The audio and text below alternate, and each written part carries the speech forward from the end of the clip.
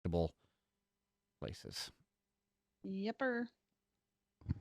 Okay. And we're going to. Someone was just breathing into the microphone like.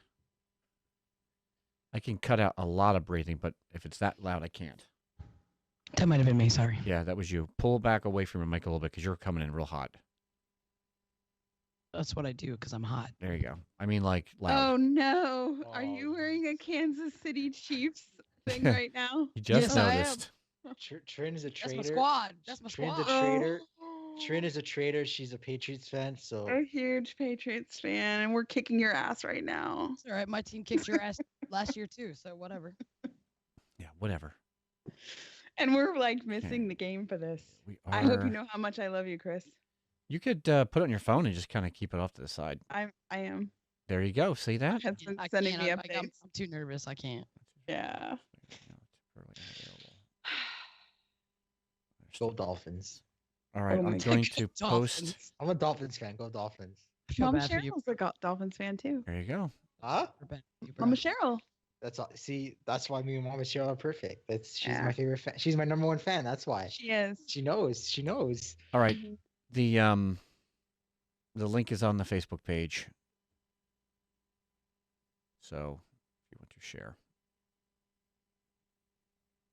And it has the correct everything on it this time. What are you drinking, John? Oh, just water. Yeah, water. I'm sick right now, man. Oh. You're sick? Well, I had like a sore throat Friday, and I'm going through some other stuff, but I'm all good now. All right. He's got the Canadian herpes. No, I was dealing with some personal stuff. I don't know what that is. all I just week, made it up. so Well, we are I was live. doing some personal stuff all week. Oh shit! up, we're live? Yeah, we What's were up, live for a everyone? while. Love Canadians. They're my favorite people on the And whole it looks planet. like the post looks good. Okay, Thank we're you, good. man. You're I can't Canadian, say the same John? for Americans. Yes, I'm Canadian. What part of Canada? Toronto. Ah, my husband's Canadian.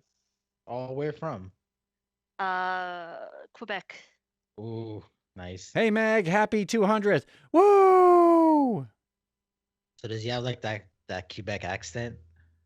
He doesn't have one, actually. Oh, that's nice. But does he speak French?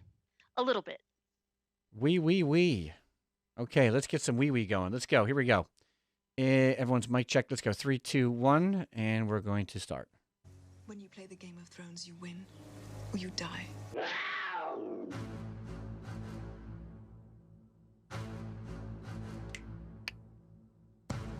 Warning, this podcast contains explicit language and spoilers.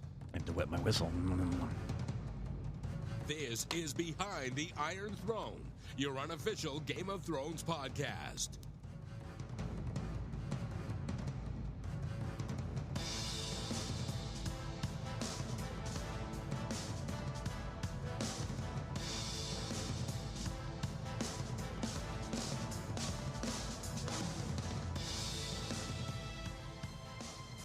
And we'll go from there. In 3, 2, 1. Well, hello. Woo! Welcome back to Behind the Iron Throne. I'm your host, Chris Gray. And we are recording episode 200. January 20th, 2019. Hot shit. This is insane. 200 episodes. 5 years podcasting. This is our longest running, still recorded podcast. Holy cats. Let me introduce my co-host because we have a lot of stuff to talk about and a lot of memories to go over. So let's start out with General Jonathan Stoma Starklover, who is the king of Ding-a-ling. What's up, John? What's up, Chris? I'm so excited to be here. Episode 200. Oh my God, I love it so much. I'm so excited to be here. I'm so excited. Everyone's here. It's amazing. I can't wait. Let's do this. Very exciting. Next, we have my sister, Julie. She was on the podcast many, many moons ago, brought back by popular demand. My sister, Julie, who's also the co-host of the Hockey Hour. What is up, kiddo? What's up, everybody? Happy to be here. Happy to Episode be back 200. with these. That's right, 200. I'm back with some fantastic people. Raise the roof. Oh, shit's going to get real. Oh yeah. It's going to get real tonight.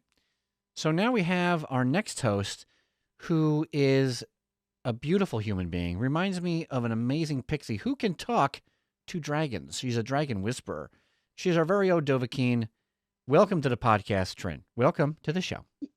Thank you. Thank you. I am so excited to have made it to the 200th episode of Behind the Iron Thrones. Like, I'm really honored to be part of this cast of B stars.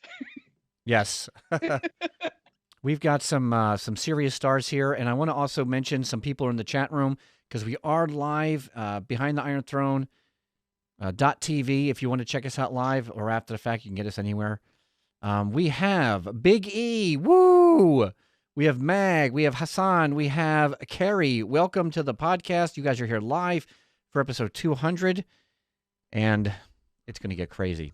We have some more people we have to introduce. This next man needs no introduction, although he has a Valyrian steel Gatling gun, and him and I go cruising around looking for chicks in a Millennium Falcon. He is the one, the only, the militant marker, Yardley. Hey, nice intro as always. Congratulations on the 200th episode. Man, does time fly, and it's good to be around all of these good people right now. Man, it's a trip. It's fun, and I couldn't do any of this without my co-hosts and, of course, without the audience. So you guys are really who made this happen. And our next co-host, who I'm really excited to have on the podcast because we haven't talked in years. She was actually on episode 1. Holy shit balls. The dreaded episode 1, which we're going to end up talking about during the show, I'm sure. She is I can't say the original, but she is one of the OGs from Behind the Iron Throne. Holla back at ya, Kelly Hollowa. Hey, Morph. Hey, everybody. I'm really happy to be here. Though now I kind of feel really bad when you say we haven't talked in years. Yeah, it's been a while. Now, But I think I cut you off on accident. I'm sorry about that. It's been a long time, and I just want to mention to everybody that Kelly and I have a very special relationship. We started podcasting, 5 years ago, and we actually started out as being very close gamer friends with a gaming community that we had. So if you hear her call me Morphos, and if I call her Sealy, those were our gamer names. So not to be confused with, the Matrix or anything like that. Now that's old school right there. Speaking of old school, I had a little clip here that I wanted to play for you guys from dreaded episode 1. And you can hear, I'm just going to play a little clip of it because I thought it was kind of fun. You can hear the difference between then and now, not just in terms of audio quality, but also in, say, the delivery of the main host, namely my dumbass. So I'm just going to play this real quick. I thought it would be fun just to get a little listen. Behind the Iron Throne is brought to you by AliciaChristine.com. Find fantasy fiction, devotionals, breathtaking photography, and more at AliciaChristine.com.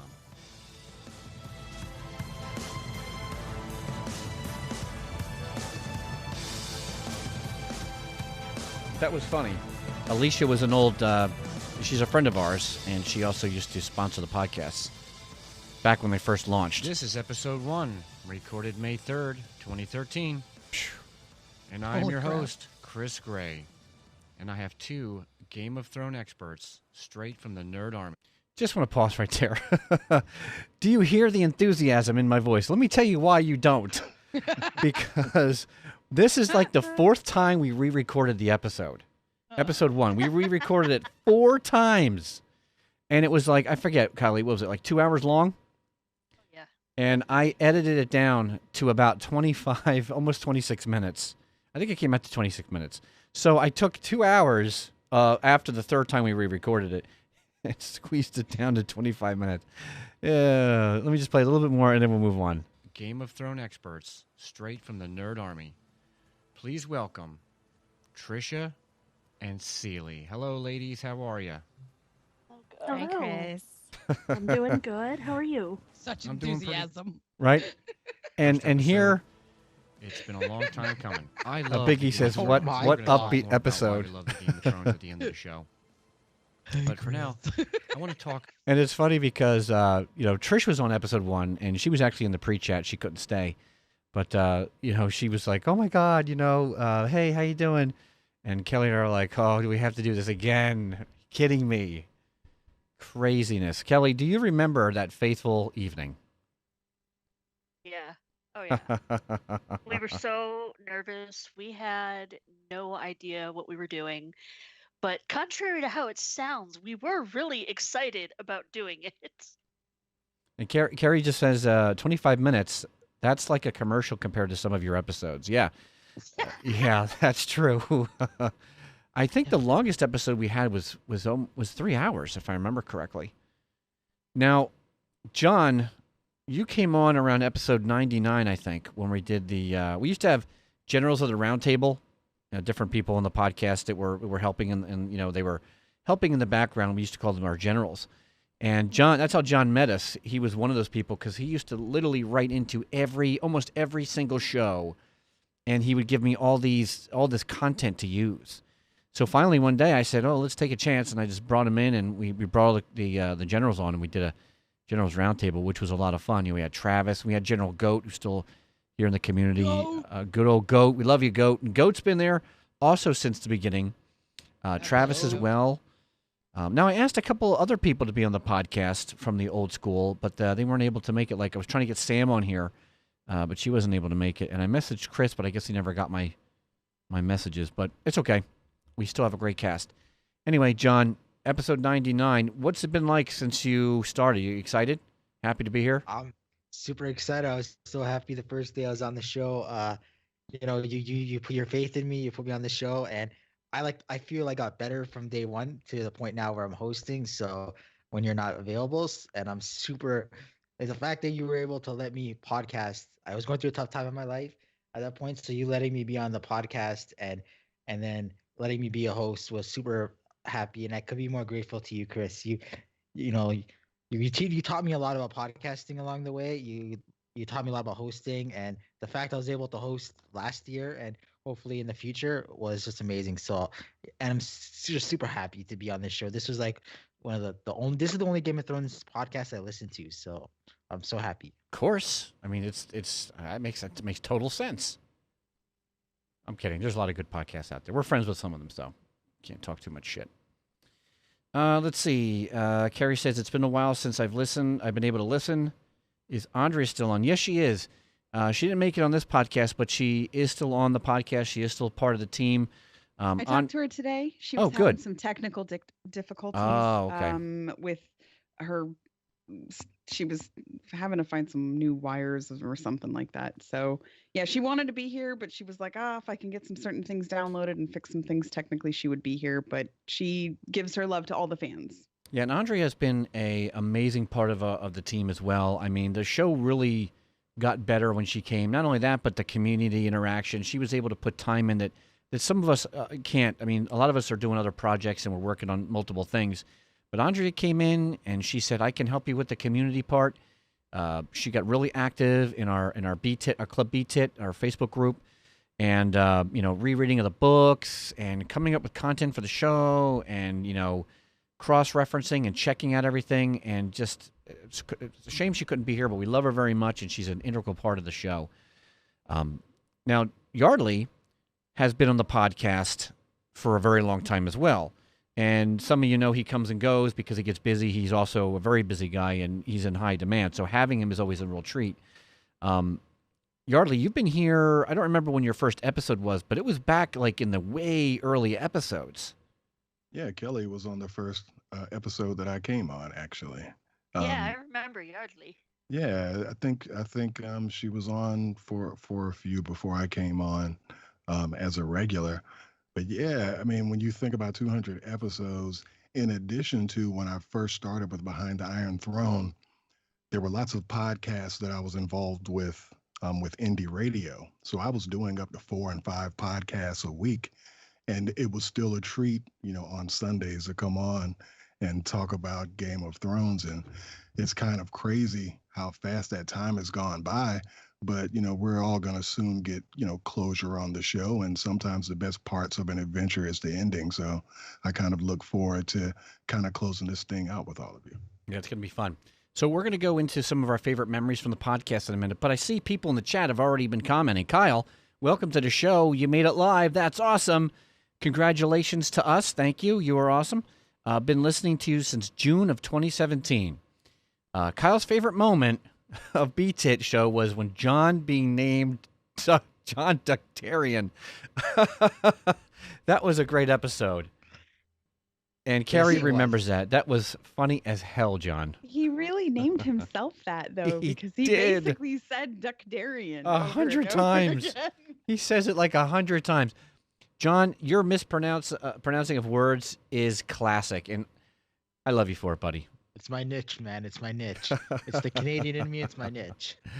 Oh, that is awesome. So let's go through some of the favorite memories of the podcast. And if you're watching live, you go ahead and put your comments in the chat, and we'll try to read them in the show. Either I'll read them or Trin will read them, whoever gets to them first, or Julie, whoever. All right, so let's start with John. John, how about some of the favorite memories on the podcast, my friend? Sure. 1 second here. So first off, the day my iTunes library accidentally got deleted and I discovered podcasts and I discovered Behind the Iron Throne and I watched every episode, listened to every episode. Having my feedback read for the first time on the show by you, Chris, was very amazing because, you know, you send feedback into other podcasts and they may get it or they may not. You took the time to read it and you read all my feedbacks, all the crazy stuff I used to write you. So that was important really to us, appreciate you know. that. When It was very important to me too. It really made me feel part of the community. It really made me feel special. I was very happy. when we first started doing all the some of you know from the beginning, we used to do 5 shows a week, and our company was called TNRT. Something that Trish and I think Kelly, you were in that conversation as well. We agreed that whatever feedback we got, until we could not do it anymore, we would read all of it, unless it was like really negative and shit talking. Then we were just gonna throw it in the garbage. But that was something that was important to us, John. Yeah. Being named the second general of the Nerd Army was a very good honor, and I really appreciate that. Being on the podcast with the generals, first time with the generals roundtable, getting to having that epic Jamie Lannister debate with Chris Innes. I think if you remember that was one of the craziest. That was so fun. I had so much fun on that generals roundtable. This podcast helped me, like I said earlier, helped me through some tough times in 2015. So there's that. The first time I got to host the show, and I remember it because it was right after the Beyond the Wall episode of season 7. Chris was having some technical issues, and I stepped in. Yep. And I did a good job, and Chris was able to allow me to do more hosts. The funny Trin will remember this. The funny couples episode we did, get these hands in their line that I came up with. I thought that was funny. Oh man. Yes. And he ran with it too. It was so inappropriate. He's Yeah. just like, yeah, whatever. Yeah. What I meant to say. Chris giving me the opportunity to host more last year and was amazing honor and a privilege, and the fact you gave me the responsibility to host was awesome. So that was awesome. The long-standing Stark Lannister rivalry on this podcast is epic. Yes, So- it is epic. You and I were like a comedy team. It is. Season 6, episode 2, after show where I go crazy for Jon Snow coming back to life. I think Julie remembers that too. Yeah, I remember that. That was a pretty crazy You were a episode. little cray-cray that day. Yeah, a little bit. was. It's a little bit. The constant Chris not truly believing that Syria Farrell is I can't pronounce his name now. Crap. But you get what I'm saying. Oh, Jock and Agar. Jock and Nagar. Oh. Yes, thank you. I knew someone was bringing that shit up on the show. So no, we all agree, but Chris. And the last thing is representing the podcast at Ice and FireCon 2018 was awesome. Yeah, you did a very good job, and Trin did an awesome job before that. And I was just trying to remember while we were talking. Trin, when did you come on the podcast? Do you remember what episode it was? I don't remember the exact episode, but it was in January 26. What year is this? 2017. Yeah, it was right around when you It's been started your almost- podcast. Yeah, it's been almost exactly 2 years, I think. And For me? you're the only co-host I've ever had Mm-hmm. sleep over my house. Aww. That's not true. Hi, That- I'm your sister. You didn't sleep Done it over the many house? times. You never slept over this house. Not that one, no, but I've slept over your house. Well, either way, How about a non-family member? Totally Yeah, forgets his sister. Like, what the hell? We had actually like an on-air slumber party. That was fun. Yeah. Y'all were shit wasted. You have to come It was back here, great. and we have to have you in this. We have to do that again. That was fun. Yeah. Well, Or we'll come down next- there, or The one or next the other. stop is Ice and Fire Con for all of us. Yes. So we'll get shit wasted, Yes. chocolate wasted, drink wasted, whatever wasted. We're getting wasted. Chris will get his orgy. We're gonna I don't have think It's he will. your orgy. It's yours. No, we're it's gonna have the Chris's Game of orgy. Thrones. We're gonna have the Behind the Iron Throne B-Tit orgy. So anyway, the next memory was Oh, so John's done. You're done with your memories, right, John? Yes, I'm done. Yeah. All right, real quick. Carrie asked if Barrick has a flaming sword. What does Duckdarian have that's flaming? What is your flaming weapon, John? An open-ended question right there. That's an open There's- stick. Hot Hockey fries. stick. What do you think? Hockey stick. A hockey stick? No, I'm the hockey stick, bro. I'm Canadian. You don't even start with this. I'm Canadian. Stop this. So let's go to Kelly. Kelly, some of your memories from the podcast. Oh man. Well, we've heard what we were like in the beginning, and the beginning is what I really, remember. That's The background music yeah, to the whole background podcast. spending hours preparing for it, and John talked about how we always got back with him and read his feedback, and that was important to us. We stressed out about that because we were doing something we loved, and we really wanted to offer it to other people, and we cared probably more than we should have Yeah, we about did. how much they liked it and what they thought of us. And yeah, we did. We read everything and we responded to as much as we could. I remember getting texts at 5 in the morning from you guys telling me what our podcast numbers Yeah. were like. And I love seeing where everybody is at now. It warms my heart. I remember tearing up when I remember we had some bad feedback, and my son was here earlier in the studio and mentioned I'm a crybaby, and he's right. And I remember kind of getting a little bit teary-eyed because I thought, what am I doing wrong? I cannot make these people happy. And we had a lot of hate mail and a lot of bad feedback for the first 100 episodes. And not so much now, thank God, because I just throw it in the waste bin. But I know it took a lot for us to finally say, we're only going to take the good, because you're damned if you do, you're damned if you don't. We put ourselves out there all the time, and we try to give you the best that we can. And some people are going to like it regardless, and some people just aren't. And you just do the best you can. And it took a long time for me to get to that point. That was a hard part, but you also mentioned the numbers. And I usually don't mention our podcast download numbers during any of our shows, but I'm going to tonight because I'm feeling awesome because it's episode 200. When we first started downloading, I think episode 1, that first month got like maybe 100 downloads. And we were like, yay, 100 downloads. It's amazing. We were so happy. Oh my God, it was crazy because he figured even only 100 people, imagine 100 people sitting in your living room listening to you talk. And that was like, oh my gosh, holy moly, people are they're actually listening to us. Fast forward like 5 episodes, and we actually got to like 4,000 downloads on our 4th episode, or it was like 4th or 5th. And we were like, holy shit balls. We were excited. We were jumping for joy, like, oh my God, celebrating. And then the next episode went down to like 20. And it was like stick a knife in my heart. And I How almost, mighty have fallen. yeah, I'm like, really? We sucked that bad? And I almost pulled the plug that time. I almost pulled the plug. I don't know if you remember that conversation, but I do. I was do. so freaking mad and heartbroken. I'm glad you didn't. Yeah, I'm me glad, too. and I'm sure everybody else here is glad that you didn't. Sometimes you got to keep climbing that mountain. All right, Kelly. So what other memories do you have? That's about it. It all, because for me it's been 5 years, and at least 5 years, and I lost most of my brain cells to school.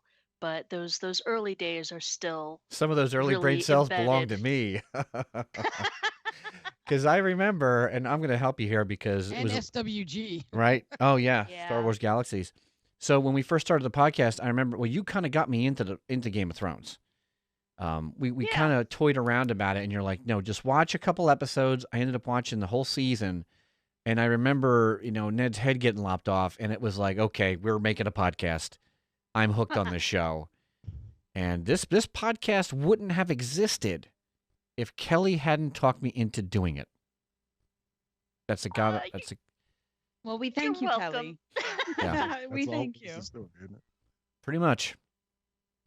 All right, so Kelly, I love you, darling. I love you too more. All right, Yardley, I think it's your turn, my friend.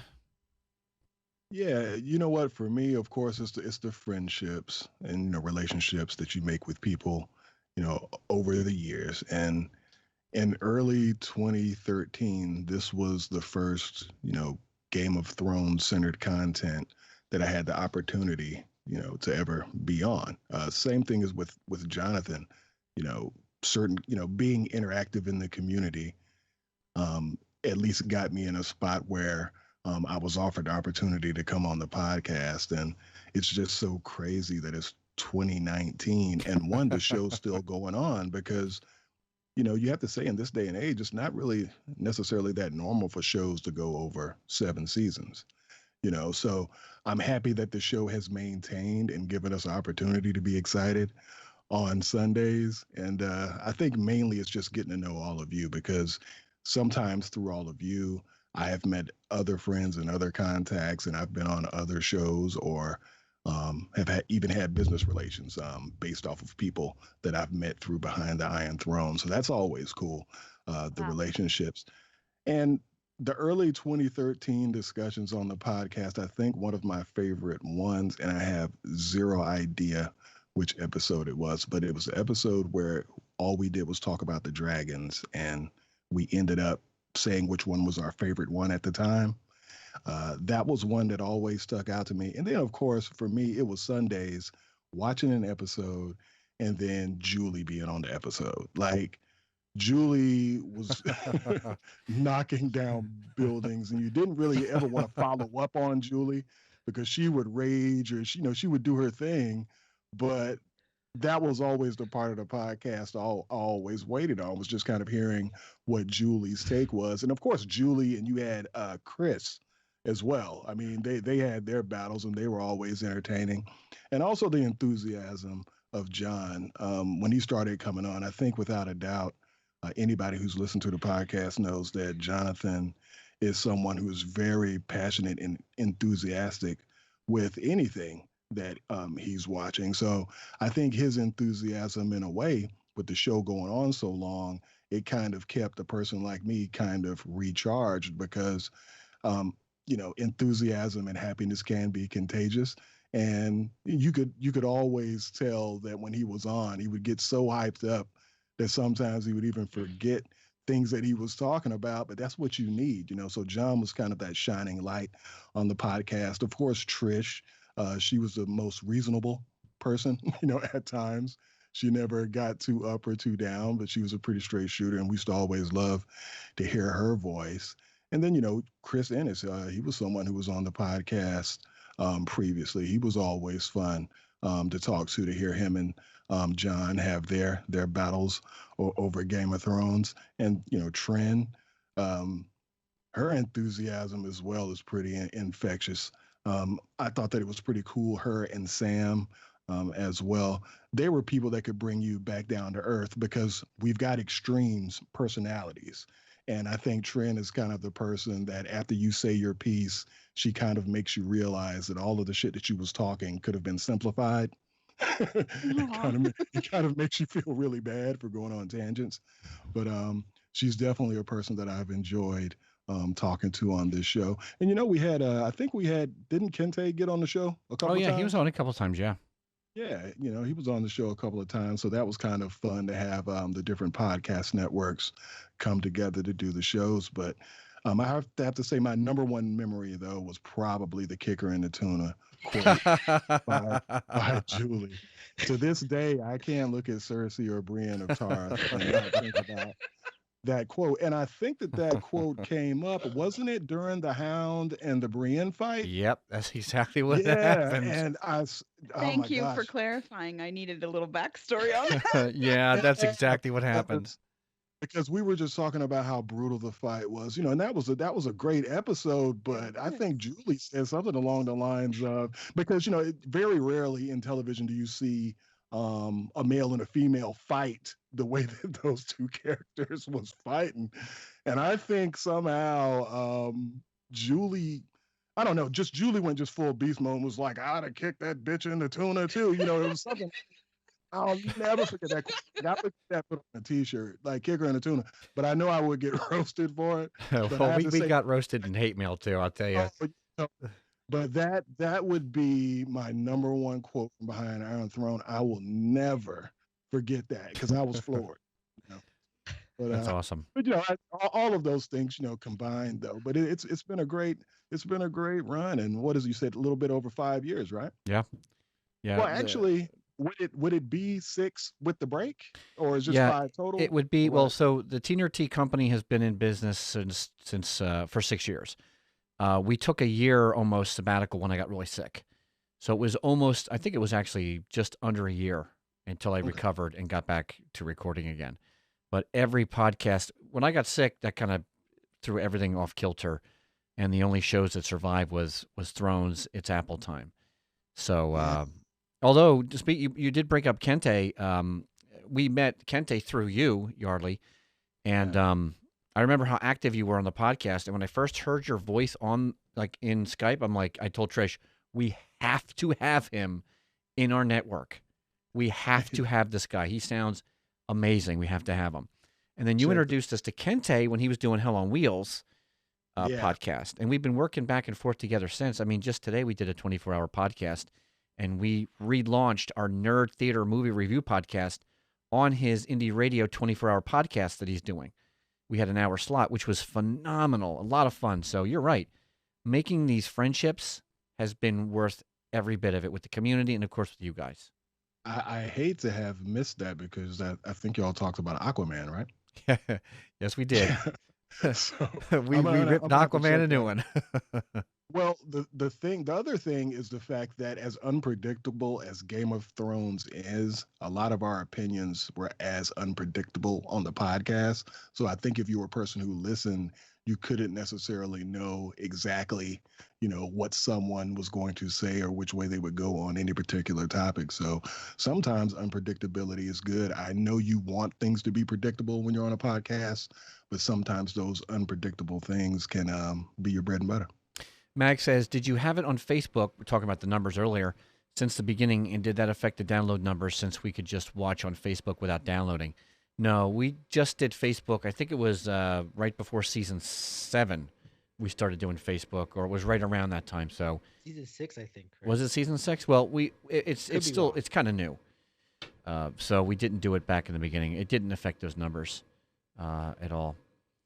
Okay, so let's see. Julie, you're up next, kid. Memory podcast sheet. I don't know how I follow up my own kick him in the tuna, so I don't know how I follow that up.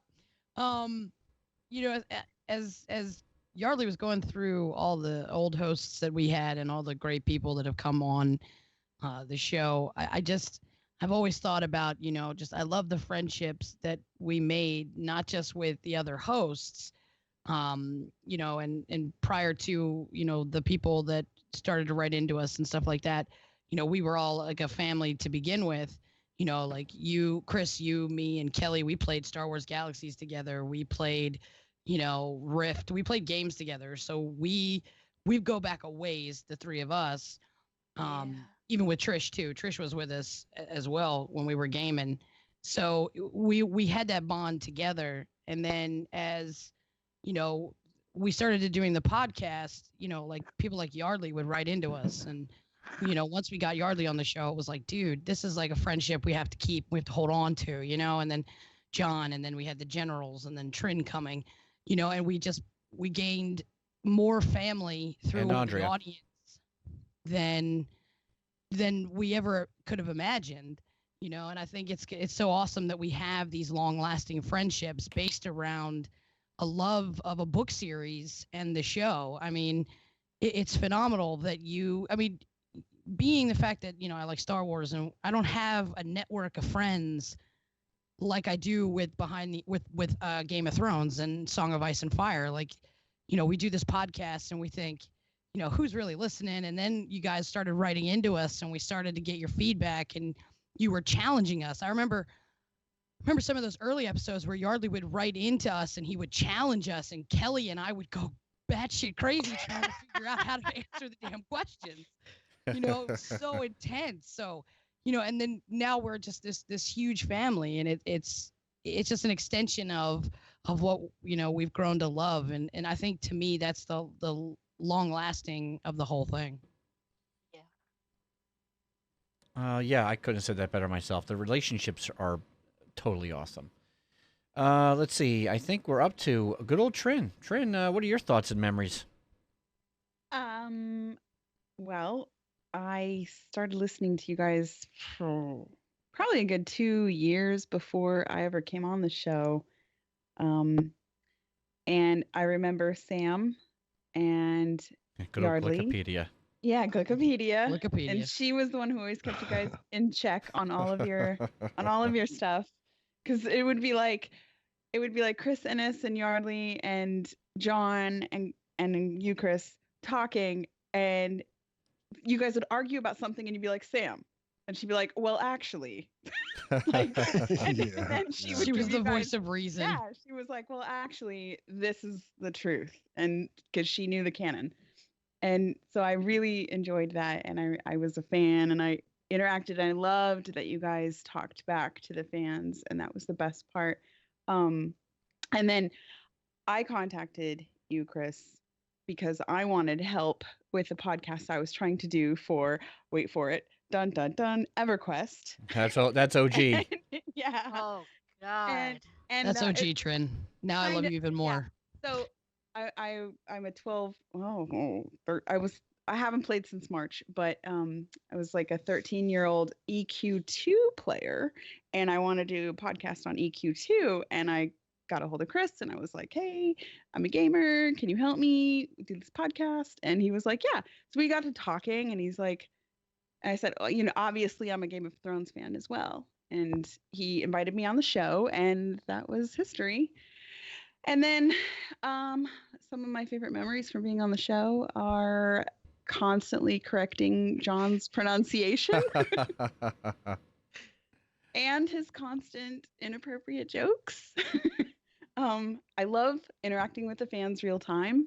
And then I did get to broadcast from one of the conventions live in bits and pieces. And we did fun segments kind of drunk at the con.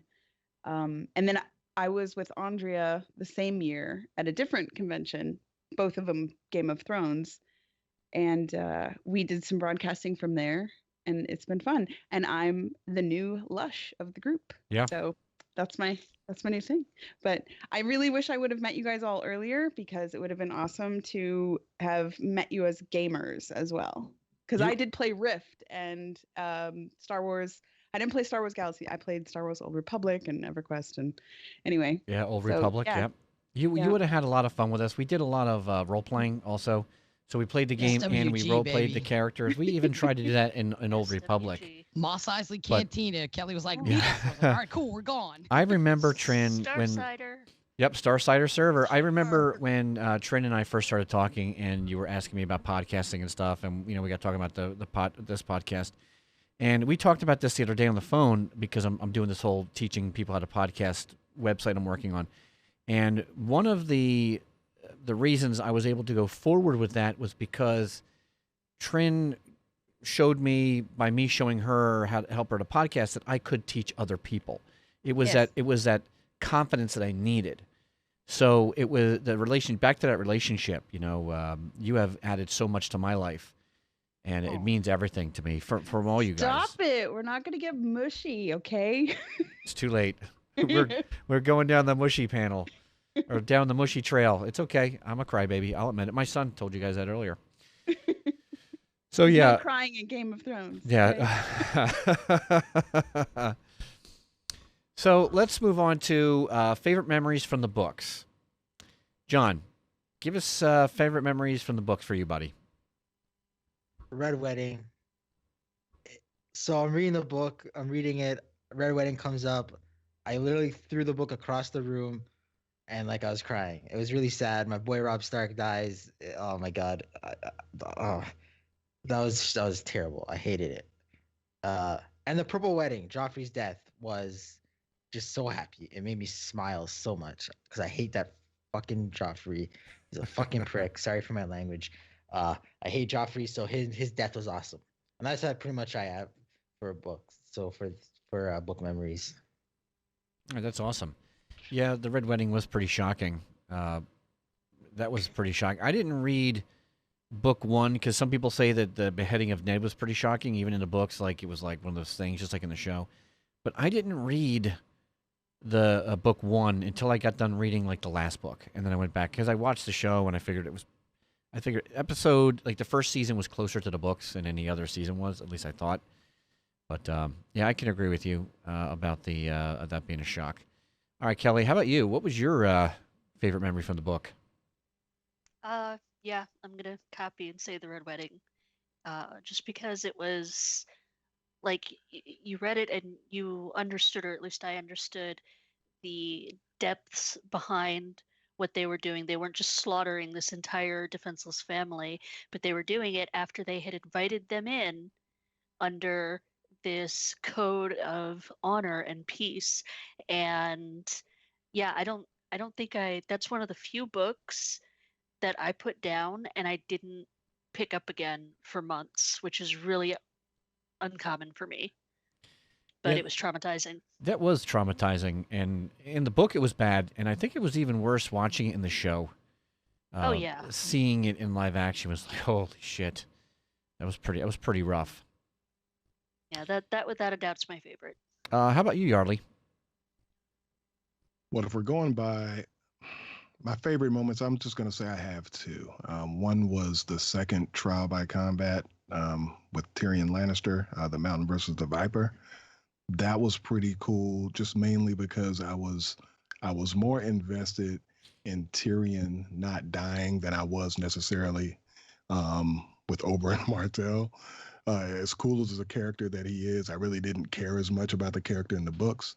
But I have to say that. And then the Red Wedding for me, that could easily be number one had they not did the Lady Stoneheart stuff at the epilogue.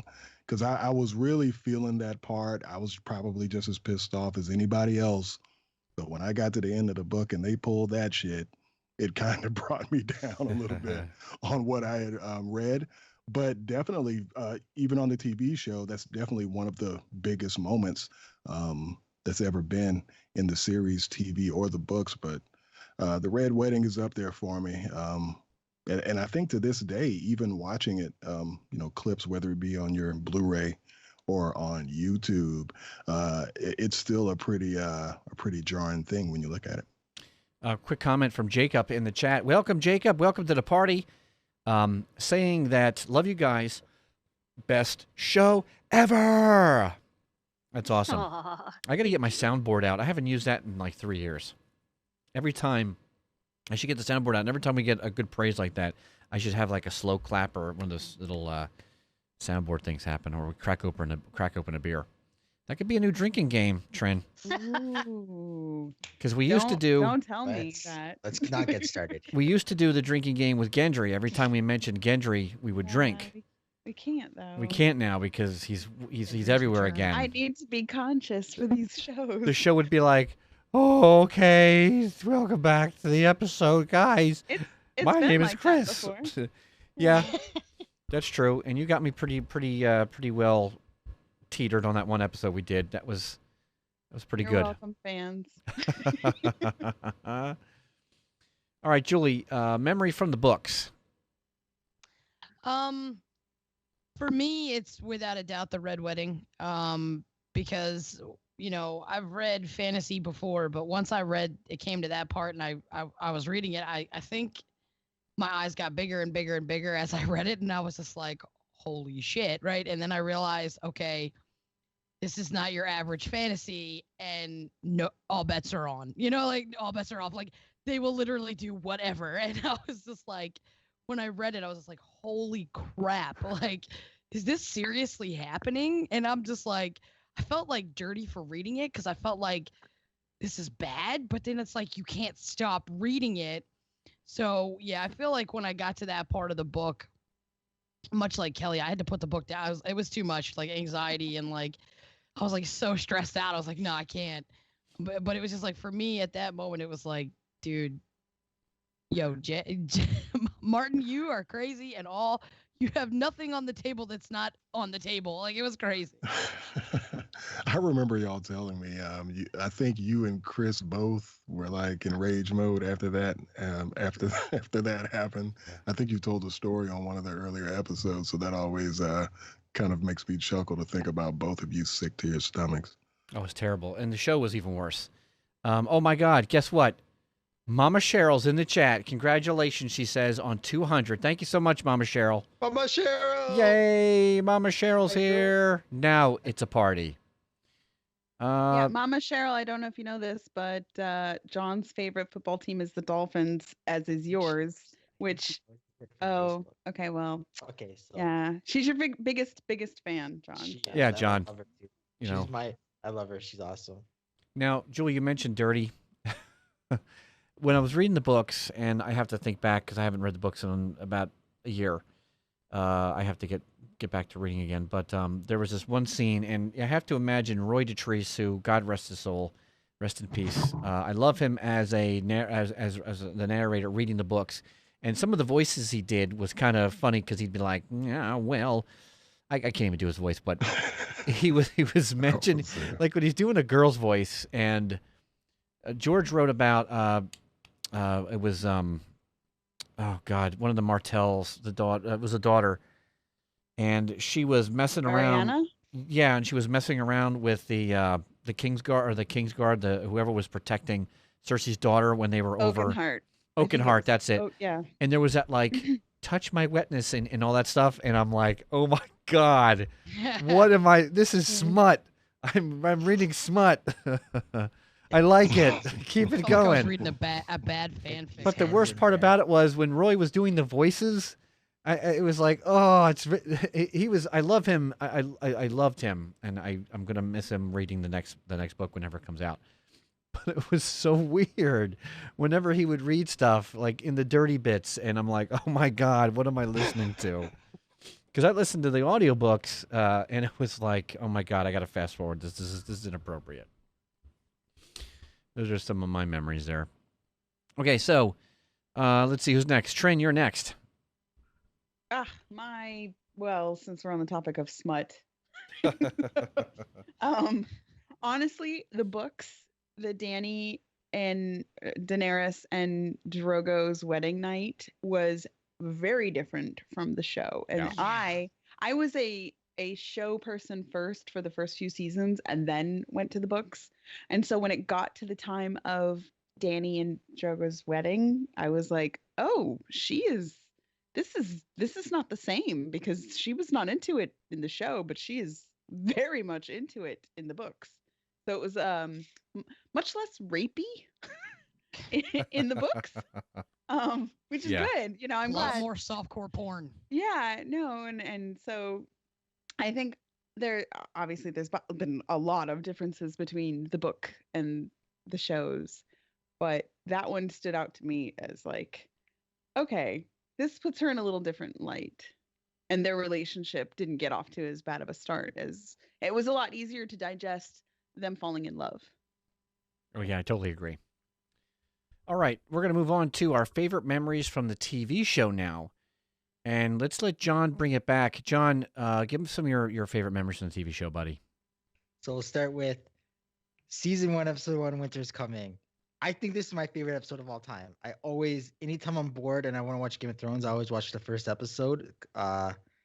Seeing the Starks for the first time, that was my first time seeing Jason Momoa and Khal Drogo. First time seeing Dany, the Lannisters, all that. I think it's my favorite episode. So there's that. Season 1, episode 3, Lord Snow. I love the ending of this episode. It's Arya's first lesson with Syrio, and I love Ned watching her. And as he's watching her, you hear the wooden swords start turn. You start hearing steel swords, and you see Ned's facial expression, and you kind of hear like a battle going on in the background, and you can just see Ned's facial, like he's all worried and stuff. I really love that scene, just the symbolic nature of that scene. You know, you could already tell from that episode that Ned has a very tragic uh backstory, and just Sean Bean sells it with his facial expressions. Uh Season 1, episode 8, the pointy end, Rob Stark calls his banners. I thought that was an epic scene where he's like, call your banners, and Maester Luwin's like, all of them, and then all sworn allegiance to my father, right? Yes. And then you just see all the ravens just fly out. So I thought that was awesome. Season 2, episode 9, the Battle of Blackwater Bay. This was like the first big battle they had on the show. I think it's like, at the time it was the most amazing battle on TV. You know, and Stannis, you know, you can say what you want about Stannis. He is a badass. You know, there's a quote here where, you know, he just had his entire fleet or most of his fleet blown up, and he's like, send the men, and the guy's like, the fire, archers, and he goes, hundreds will die, and Stannis says thousands. I thought that was he doesn't even care. He's going. So I thought that was awesome. And I'm a big visual guy. So just seeing the big explosion was awesome. And the special effects was amazing. I think at the time I think they spent like 3/4 of their season 2 budget on that one battle. And at the time we're thinking, you can't get any better than this. Or were we wrong? Season 3, episode 4, and now his watch has ended. Dany gets the Unsullied. When she burns all the slavers. I thought that scene was awesome. Season 4, episode 2, Lion and the Rose, Joffrey's death. Do I need to say more? He's a prick. He fucking died. I love it. Okay. Season 4, episode 9, Watchers on the Wall. Again, we thought you couldn't top Battle of Blackwater Bay, and here comes the Battle of Castle Black, which topped it. It was an amazing scene. You got to see the giants. You know, John doing his famous flip was awesome. You know, that scene was awesome. So I love that. You know, poor Ygritte dying was sad, but that was awesome. Season 4, episode 10, The Children. Tyrion kills Shay and his father in the preview. I thought that was awesome. That's a good way for Tywin to die. No, and I'm so happy Tywin died. It is. It's amazing. I love it. Season 5, episode 10, Hordom. Do I need to say more? Again, they topped the battle. They topped Castle Black again, and it was an awesome episode. Season 5, episode 10, Mother's Mercy. Stannis is a badass. His army abandons him. He's still walking towards Winterfell, and he sees this giant army. And what does he do? He just shoves his shoulders, pulls out his sword, and starts going. I thought that was awesome. We'll go season 6, episode 2, Home. John coming back to life was amazing. I knew he would come back to life. I called it. I know there's some people on this show that didn't think he was going to come back to life, but he did. You will never let me live that down, will you? No, I'll never let you live that down. To the day. Okay? You and Travis, okay, were against me on this. Okay. Well, Travis was against you because he was trolling you. Yeah, this is true. I was also trolling you, to be fair, but I didn't want it to happen either because everyone's like, Jon Snow. I like Jon Snow, but everyone, like, he's the fan. Like, everyone loves Jon Snow, and like, I think that we were trying to come up with a way to say that the show could still go on without Jon Snow. Wasn't the conversation something like that? Yeah, Chris. That's exactly. I think what it was something yeah. like we were like, well, I think y'all had taken that angle. I mean, just to kind of, I don't know. Like I think it was something along the lines. Yeah, there was some logic to it. But there was some logic to it, but there was some trolling against John. Yeah, certainly. John, real quick, I just want to mention that Carrie in the chat says Tyrion's speech before the battle. It was one of the things that she loved. Yeah. Season 6, episode 3, Oathbreaker. From the trailer, I think we talked about this, Chris. We all look forward to Tower of Joy from the trailer. Yes. The season 6 trailer. It did not let me down. It was amazing. Arthur Dayne is a badass. Seeing him wielding the 2 swords and just killing everyone. It's a great scene, a great fight scene. And seeing young Ned Stark was awesome. So there's that. Season 6, Season 6, episode 4, Book of the Stranger. Jon and Sansa reunion. Come on, I was so emotional I cried. The hug, it was amazing. Season 6, episode 9, Battle of the Bastards. I mean, what needs to be said here? Jon Snow against all odds, fighting Ramsay for his family for the North. Seeing the Vale army for the first time was amazing. We kept hearing all about the Vale, the Knights of the Vale, seeing them ride in. Having Sansa there with Peter, his little smirk on his face. To this day, Battle Bastards is the greatest battle ever filmed in both TV or movie. That's my opinion. I think it's the greatest battle. Most times you see when you see Calgary charge with Calgary, they either pass each other or they stop. This one, they went right in, and you see horses are smashing into each other. Guys are going flying. You got bodies piling up. I think it was amazing. That's how a battle is. And at that time, it's dirty. It's that's how it's supposed to be like that. So that's awesome. No, I agree with you. I think that was incredible. Yeah, it's the greatest battle ever filmed. And they I don't think it's the greatest ever filmed. topping again. They keep topping their epic, episodes. So that's awesome. For television, no question, for sure. Yeah, but he's saying television. And I think movie. all time. I think pretty. No. I won't say all time, but it's pretty damn close. Go ahead, John. Season 6, episode 10, Winds of Winter. Jon Snow being crowned king in the North, and Tyrion being named Hand of the Queen. I thought Jon being crowned was awesome. I think Tyrion being crowned Hand of the Queen was very emotional. A little bit teary, cried up because it's Tyrion of all people. So there's that. Season 7, The Spoils of War. Dany and Drogo easily defeating the evil Lannisters are so amazing. Seeing Drogo in the battle is amazing. Yeah, you're right. They are amazing. Lannisters are amazing. Oh, they're not amazing. Drogo's amazing. Seeing just the fire and how dangerous a dragon can be. Just one of them. Season 7, episode 1, Dragonstone. Arya killing the Freys. Leave one wolf alive, and the sheep are never safe. I love it. Season 7, episode 10, The Dragon and the Wolf. Jaime finally turning his back on the bad pussy, and Jon and Dany hooking up. And I think that's pretty much it. Wow, that's a lot. So basically, the entire show and every single season. I left some No, stuff out. only Stark some stuff related. out. The only thing he likes is when Starks are on top. Jesus Christ. Yeah. And he forgot to mention, I'm surprised you missed this, John. You forgot to mention when Robb was named King of the North, and you forgot to mention when Jon Snow was. You named the whole damn show. Well, I yeah, know, I have to right? leave some stuff out, or I'll be naming the entire thing. I had to leave some stuff out. There's a I'm lot surprised more. though, because you were so You were so crazy about that, like, oh, the King of the North, the King of the North. yeah, I did Jon's King of the North though. All right, well, you missed that one. I could have It's done okay. Tyrion's epic speech to Tywin, where I demand a trial by combat. I thought that was awesome too. Gary says, Jaime Lannister. I'm a Targaryen girl, but I love Jaime. I do too, Carrie. And I like the Targaryens too. All right, Kelly. Let's see how long your list is. I think John hit a few of them already. I definitely have to go with him on Book of the Stranger when Jon and Sansa got back together. There wasn't some tearing up. There was ugly crying going on there. And because, you just think back and you're like, they're so happy to see each other. And you think back about how long it's been and the fact that it's not that they even had a bad relationship. It's that they didn't ever even touch on the relationship between Jon and Sansa in the beginning. And it just shows it's like family comes through no matter what.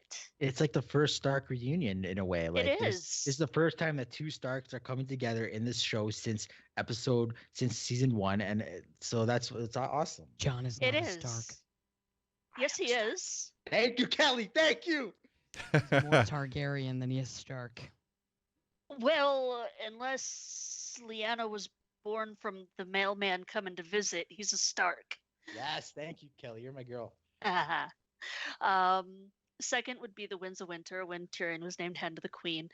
It was just such a redeeming moment, I felt, for Tyrion, and the actor gave such emotion, in his face, and it gave me shivers. Yeah, I think Peter Dinklage really grew as an actor in Game of Thrones. Maybe not so much on other shows, but I think he was awesome in Game of Thrones. I really like Peter Dinklage. I agree. He's great. Season 7, episode 3, Queen's Justice, when Olenna finally said her goodbye and did the swan dive, and she got that one last stab and twist with her knife, making sure Jamie knew she was the one who killed uh, the prick. Joffrey. Thank you. I loved the character Elena throughout everything. She's probably my favorite character through the entire series, if I had to pick one. Next to the Nameless Man, and anything with the Nameless Man in it, I love, because he's awesome. So which Jockin? I think we had a very interesting conversation about this. We did. That was a fun episode. Which Jockin do you like the best? Do you like Beak Jockin or do you like pre-Beak Jockin? Well, I mean, visually, like just Yes. aesthetically. Yes. I like the first version more. Okay. As the characters, I don't differentiate. I mean, it's all the same person. I forget who we had the argument with, Julie, but it was quite an argument about which one was the better looking It was a great Jock and Agar. argument. It was epic, It was fun. man. It was definitely fun. Okay, Yardley, your favorite moments from the TV show?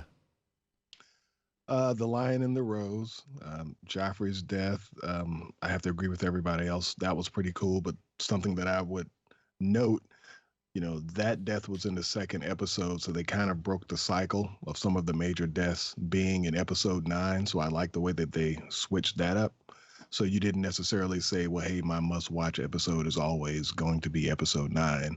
So they kind of hit people with the okie doke in the second episode. Of course, the Mountain and the Viper. More so because Pedro Pascal's performance as the character was more interesting to me than what I read in the books. I was mainly only invested with him in the books just because of the fate of Tyrion. So I thought that Pedro did a great job of just making me kind of care a little bit more about the character. And also I was kind of more curious about how they were going to realize that confrontation on the show. I think for television, they did an okay job. I can understand the people who read the books and might have wanted a little bit more.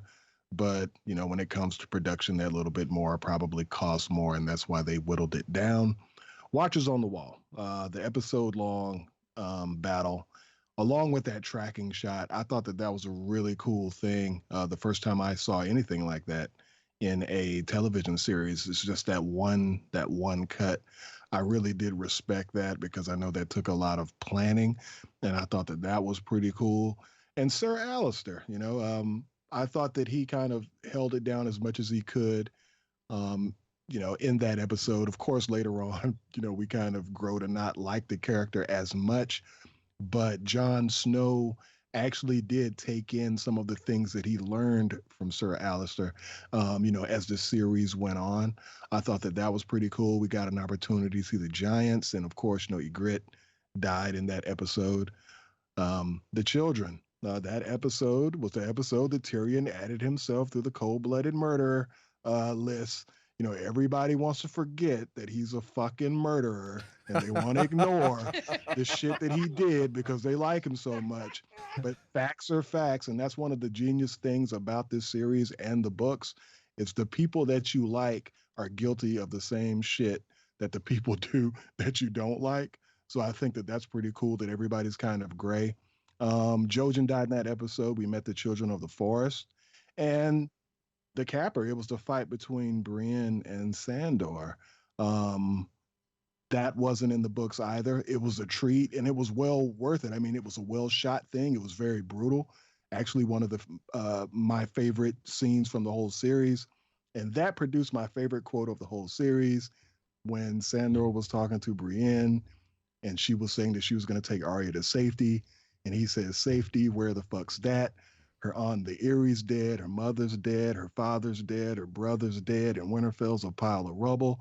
There's no safety, you dumb bitch. And if you don't know that by now, you're the wrong one to watch over her. And then in the TV show, because they immediately cut to like Arya, and she was looking the way that I was looking when I was watching it on television.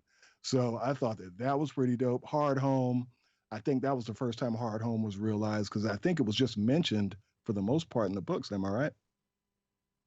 Yeah. It was like mentioned, Yeah, it was mentioned, but like this, like you said, this is the first time we got to see it, and wow, was that incredible! Yeah, that was the ones where we were like, okay, that's how you do the undead justice. Of course, the door that had Hodor's death, that was a big episode. The Winds of Winter, the deaths of the Tyrells, Tommen, and then Jon Snow being crowned the King of the North. And then you What? had Spoils of War. My favorite part of that episode was Jaime Lannister basically making the decision that, hey, I'm probably going to die, but I'm going to try to end the war. I thought that that was dope, and I think anybody that was just another major turn for that character, and I thought that that was kind of cool. And for a split second, I was wondering, are they going to let him kill Daenerys? And even though it didn't, I thought that that scene with the music, I just thought it was dope. So that was probably my favorite part of the episode. Well, it was definitely my favorite part of the episode. And then Beyond the Wall, the kind of the unwinnable scenario. You had the Night's King killing the dragon and turning him. And the death is the enemy quote from Beric Dondarrion. That's a quote that applies to the people in that TV show. And you can kind of apply it to your life. Just the fact that, you know, death is going to come for all of us. Even though we know we're not going to win it in the end, we still try to fight it. And that kind of resonated with me. And also the fact that he says to Jon Snow that neither of us are going to find, I guess, I don't know, something like a good time or something while we're here. I think that that's a quote that's probably going to kind of come back. That'll be reminded to us in the final season. I think that we see that Jon Snow's on a crash course to hopefully do some great things. But I think at the end of the day, I think that all of these characters, especially Jon Snow, which is my favorite character, Yes. I think he's going to kind of have a downer at the end of things. So Beyond the Wall. And then outside of that, we'll see what this season brings us. Very excited to see what happens now. You mentioned Tommen earlier, and I was one of my favorite scenes when Tommen just walked out of the window. I don't know why. For some reason, I just never liked him, and he just goes, "Whoop! I'm done. I'm done." And I was like, was so I unexpected, literally wasn't it? started laughing.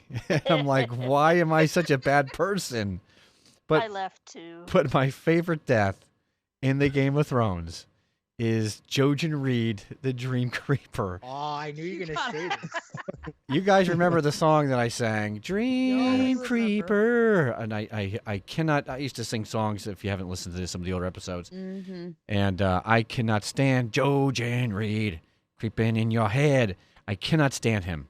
So I'm glad I was glad. He looks over, and then the skeleton stabbing him, and Mira's like, ah, and I'm like, yeah, success. You fucked up on the children of the forest, but you killed Jojen Reed. Jesus Success. Christ, man. Let's have a celebration. So go back to Spoils of War. I love how Yardley said for a split second he thought that they're gonna kill Danny. For a split second, I thought Jamie was gonna get burned alive by Drogo, and I was like so excited. I was like, yes, he's gonna get burned alive and die. So, but he didn't. Yeah, luckily Drogon did not burn him, and we can all thank what's his name, his sellsword buddy, Braun. Sir Bronn of the Blackwater. Hey, look, I'll give you guys a little forecast or something I'm thinking about for next year. I think that Jaime Lannister will outlive Drogon. I agree. I disagree with you. I think Jaime's making it all the way to the end of the 50%. show. Jaime is. Oh, I don't know if Jaime makes it to the end of the show. I just believe that he's going to outlive that dragon. I think he's Nah, making it to the Jaime's end, and I agree, Carrie. Jaime Lannister is definitely a lot of growth as a character, and I believe it's an epic arc hero story. A redemption story. I agree 100%. I know John won't, but that's okay, John. No, not yet. Not yet. He's on his way. Not yet. So let's go to Walking Julie. over. Julie, you're next. I just want to say I'm gonna be so pissed that at the end of the show, if they all fucking die, I'm gonna be so pissed. But like, really? I watched 8 seasons for this shit. Or fade to black. What's that? Or a fade to black. Yeah, fade to black, like fucking Sopranos. Yeah, that'll I'm gonna be be so that'll be pissed. bad. Like, if that happens, if HBO pulls that shit again, I'm boycotting HBO forever. I'm like, fuck you. You can't do this to me twice. Screw you. For me, I liked episode 9 of season 1, Baelor, where, Ned loses his head and he's dead. Sorry, John. But I thought that He'll was never so be the head of a hilarious. family Like, again. You are evil. You are this evil. freaking Man. dude doesn't even make it through the first season. You are I felt so evil. bad. Season 2, episode 9, Blackwater. It's still to this day, I can go back and watch that episode, and it still just makes me like I don't want to say giddy, but it cinematically, just aesthetically, the way they did it was fantastic. Season 3, episode 9, the Reigns of Casimir. The moment, like, I don't like the red wedding in general because it's very heartbreaking to watch. The moment that Catelyn screams before they slit her throat, I will never get that moment out of my head. Like, I read it in the book. You read the red wedding in the book, but when you actually see it come to life, it's so starkly different, just in terms of how you interpret what you were reading to now somebody else's interpretation of what they read. And that moment where she screams, I was like, dude, this is it. Like, I think every single person in America or everywhere that watched that episode cried at that moment. Yeah. No, that was great acting. Right. It was fantastic. Season 4, episode 8, The Mountain and the Viper. The only reason why I put this in here is for the watermelon squish. Because I know it pisses Chris off. Worst. That moment was the best. Worst. I cannot watch that episode. I fast forward right to that part. It's terrible. Yo, that show after, when we did the following, right after we went on live, Chris was like, I don't even know if I can do this show. He was going to throw up. It was so great. It was terrible. The pre-show for that was fantastic. That is so good. And then I think for me, it comes to last season 7, episode 7, that moment when Arya comes up to Darth fucking Baelish and slices his throat. Chris, you talk about you cheered when Dream Creeper got killed. That moment, you can ask my mom. I was jumping around the living room. I'm like, yeah, fuck him. He's gone. So excited for that moment because I fucking hate Darth Baelish with a passion. But I want to say that actor is fantastic. And he was in Bohemian Rhapsody. I just saw that today. Holy crap, what a fantastic freaking movie that was. He also reads The Art of War, which is good, an audiobook. He does a good job. Yeah, it's really good. That scene, that is still to me the best scene ever when Darth Baelish goes. What's with the hate on Baelish anyway? He was a good character in the show. I'm not saying he wasn't a good character. No, he was an evil character. Yeah, but I mean, he was evil. A good actor. Yeah, started everything. He was evil, but he was good to have on the show. He's literally responsible for the entire whole thing. Everything falling apart. Ned's death. Well, Ned also, I mean, Ned made some pretty piss poor decisions also. Yeah. Because he goes with blind loyalty. That's the problem. Baelish warned him, do not trust me. Yeah. And Ned trusted him. And his wife, Catelyn, said, you can trust him. He's like a brother to me. Yeah, and Aidan Gillen is the actor's name. Yes. I think he did a phenomenal job, and I was really rooting for Littlefinger in different ways, because when he says the chaos is a ladder, that whole scene there. It's just, I really liked him as a secondary villain, I guess you would. I don't know how you would classify him, but I was kind of sad to see him go. I thought that they could have got a little bit more out of him. I think he got kind of dumb. Like the Baelish character, when they ended up getting to Winterfell, the character was like, the way that they wrote the character just went downhill. I wasn't happy with that. He deserved much worse. Well, it just seemed like he slipped up too easily, you know, because he survived all this time in King's Landing. Well, I think he misunderstood the relationship that Arya and Sansa had. He misread that from jump. Yeah, but and he's I not think that that's stupid. what gave Arya the advantage in that whole scenario. Well, either way, I just felt like they could have wrote him a little better for his death. The death part was fine, but the in-between part was kind of like, really? I love the part where he was groveling. I'm like, yeah, you grovel like the little bitch you are. Would he Baelish. really do that? Anyway, I think it's Trent's turn. So I was under the impression we were gonna because of John's 25-minute monologue that he wrote in the show notes, I thought we were going through every season and picking our favorite. So that's kind of what I did. So for season 1, Fire and Blood, because that was episode 10, and dragons, duh. Uh, for season 2, Kiss by Fire, because that was the episode that John and Ygritte were in the cave, the big cave scene that I love what everybody you do with loves. your tongue, Jon Snow. Right? Ginger Minge. They're now married, by the way. Yes, in real yes. life, So she Great, that's gets to awesome. enjoy his tongue all the time. Hey, Ah. good job, I guess, if you can get it. Season 3, episode 2, Dark Wings, Dark Words. That's the first time we got to meet Lady Olenna, who's such a badass. She's one of the top badasses in this whole series. So, yeah, enter Lady Olenna. Season 4, episode 10, when Tyrion kills his father, that moment really, it was, I think, Yardley mentioned it when it was kind of like Tyrion is a cold-blooded murderer. So Tyrion's big thing is, I love my family. I love my family. So was he betraying his family, or was that some sort of foreshadowing? That's a whole nother topic, but just throwing that out there. Tyrion killed his father, so that kind of makes you question. On the shitter, too. Yeah, well, Him killing him, in my opinion, it was him loving his family because he did the family a solid. Okay, maybe. Well, he was also banging his girl. Like that's ultimate betrayal when you're Yeah. banging your own chick. Like It's almost like, did he though? Because now Cersei's in control. You know what I mean? Yeah, that's a good with the point. succession So now. it's like, you know.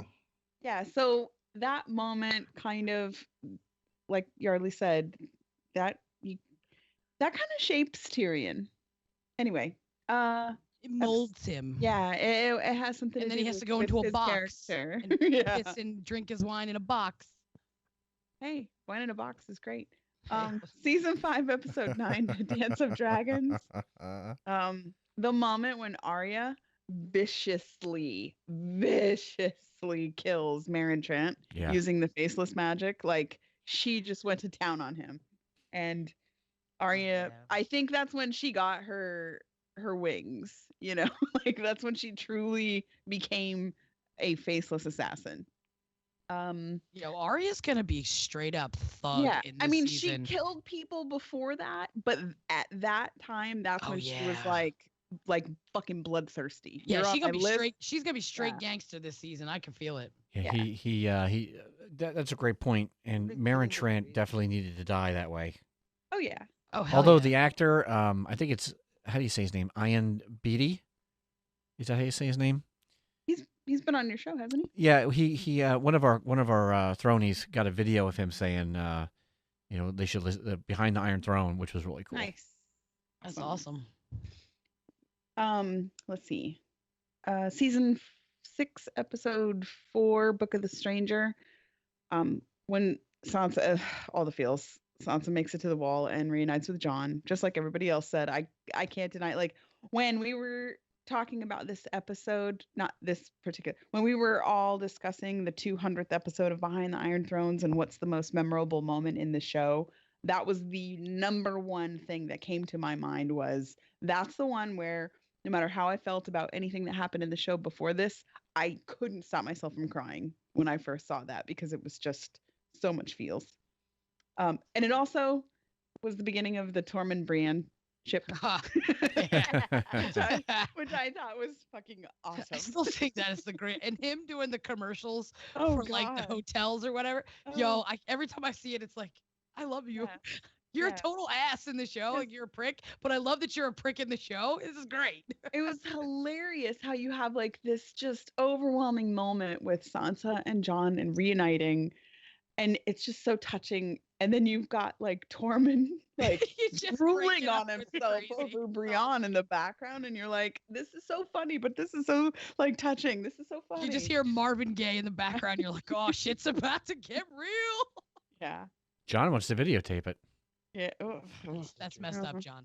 That's So messed for up. for season 7, I had 2 that I really liked. The first episode and the 7th episode. The first episode was Dragonstone, obviously, because that moment when Dany gets finally, after 7 Back home, fucking yeah. years, she makes it home, and she's like, where do we begin? Or what did she say? God, I'm terrible. How different she I'm- is from that first time we saw her. Yeah. Yeah, or it begins. What did she say? I am the worst Targaryen fan right now. I don't remember. But I think Dragonstone it's looked Shall phenomenal. We Begin? Shall we begin? Thank There you. it Yeah, is. that's it. Dragonstone, seeing more of Dragonstone was awesome because we got to see more of Yeah. it, and definitely a place I would like to live. Yeah, and I have to agree. I wrote this down: the dragon and the wolf, where Littlefinger gets killed. I really wish that they would have given him a worse, more painful death. No, But- because I think they gave it away with Ramsay. Having Ramsay getting eaten by his own dogs, they blew their load on that one. Yeah, I know, but Ramsay was a terrible person, but Littlefinger's been there since day freaking one, and so I just really wanted to see him go down in flames really Yeah, hard. but I think if you but it think was- about it, the way that Littlefinger acted, like how all sinister and behind the scenes in the shadows and like sneaky and slippery, the fact that he died like through any sneaky, politician? slippery, terms, Yeah. I think is fitting. Well, my favorite part was it was the one person in the world that he was doing all this to try to gain was Sansa. And she was the one who was like, "Do you deny it? Do you deny it?" And he was like, "Yes, of course I deny it." And I then love how Bran- she turned to him like, yeah. And Bran's like, no, you actually said not to trust you." Do you think Bran saw that coming?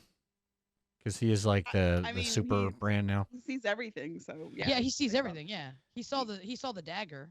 Mhm. Although he Yeah. didn't see the he had to have Sam tell him about the wedding annulment. He didn't see that. I The think almighty he- Bran is not perfect. I think he Well- only sees like it's hard to explain how it is that he has that ability. I don't know if it's like if he can just bring up stuff on command or if Like he's he has he's to the be, like, library triggered of to a knowledge. memory. I think he sees the cliff notes of everything. And then when something is triggered, like when Sam came back and said, "Oh, hey, there was an annulment and there That's was this other right, marriage," exactly. then he like flipped through really quick and was like, "Oh, look, I can watch." Yeah, Like, yeah. Then he went to their actual wedding between Rhaegar and exactly. Lyanna. Mhm. Bran is my new Jojen Reed. I just can't stand him. Oh no. I just can't stand him anymore. Yeah, but Bran's about to make shit real as soon as Yeah, Jon comes back. He is creepy though, because he's like, "You were so beautiful Yeah, Bran. Bran is like this. that night you were getting raped. You look Yeah, so he beautiful." looked- yeah, like really, That was he has pretty no emotion. That was pretty fucked up. He's the three-eyed raven now. Crazy. He's our Obi-Wan Kenobi or whatever. Can't stand him. Yeah, well, maybe he can save the planet. Who knows? Yeah, they're fucked. I want to read some Facebook comments and some emails, and then we got some fun stuff for the panel to ask questions to each other. So real quick, we had some Facebook comments, even though we've been asking for a while. We only got a few, but we're going to read some. So this is from Alyssa. She says, "I love when the predictions come true.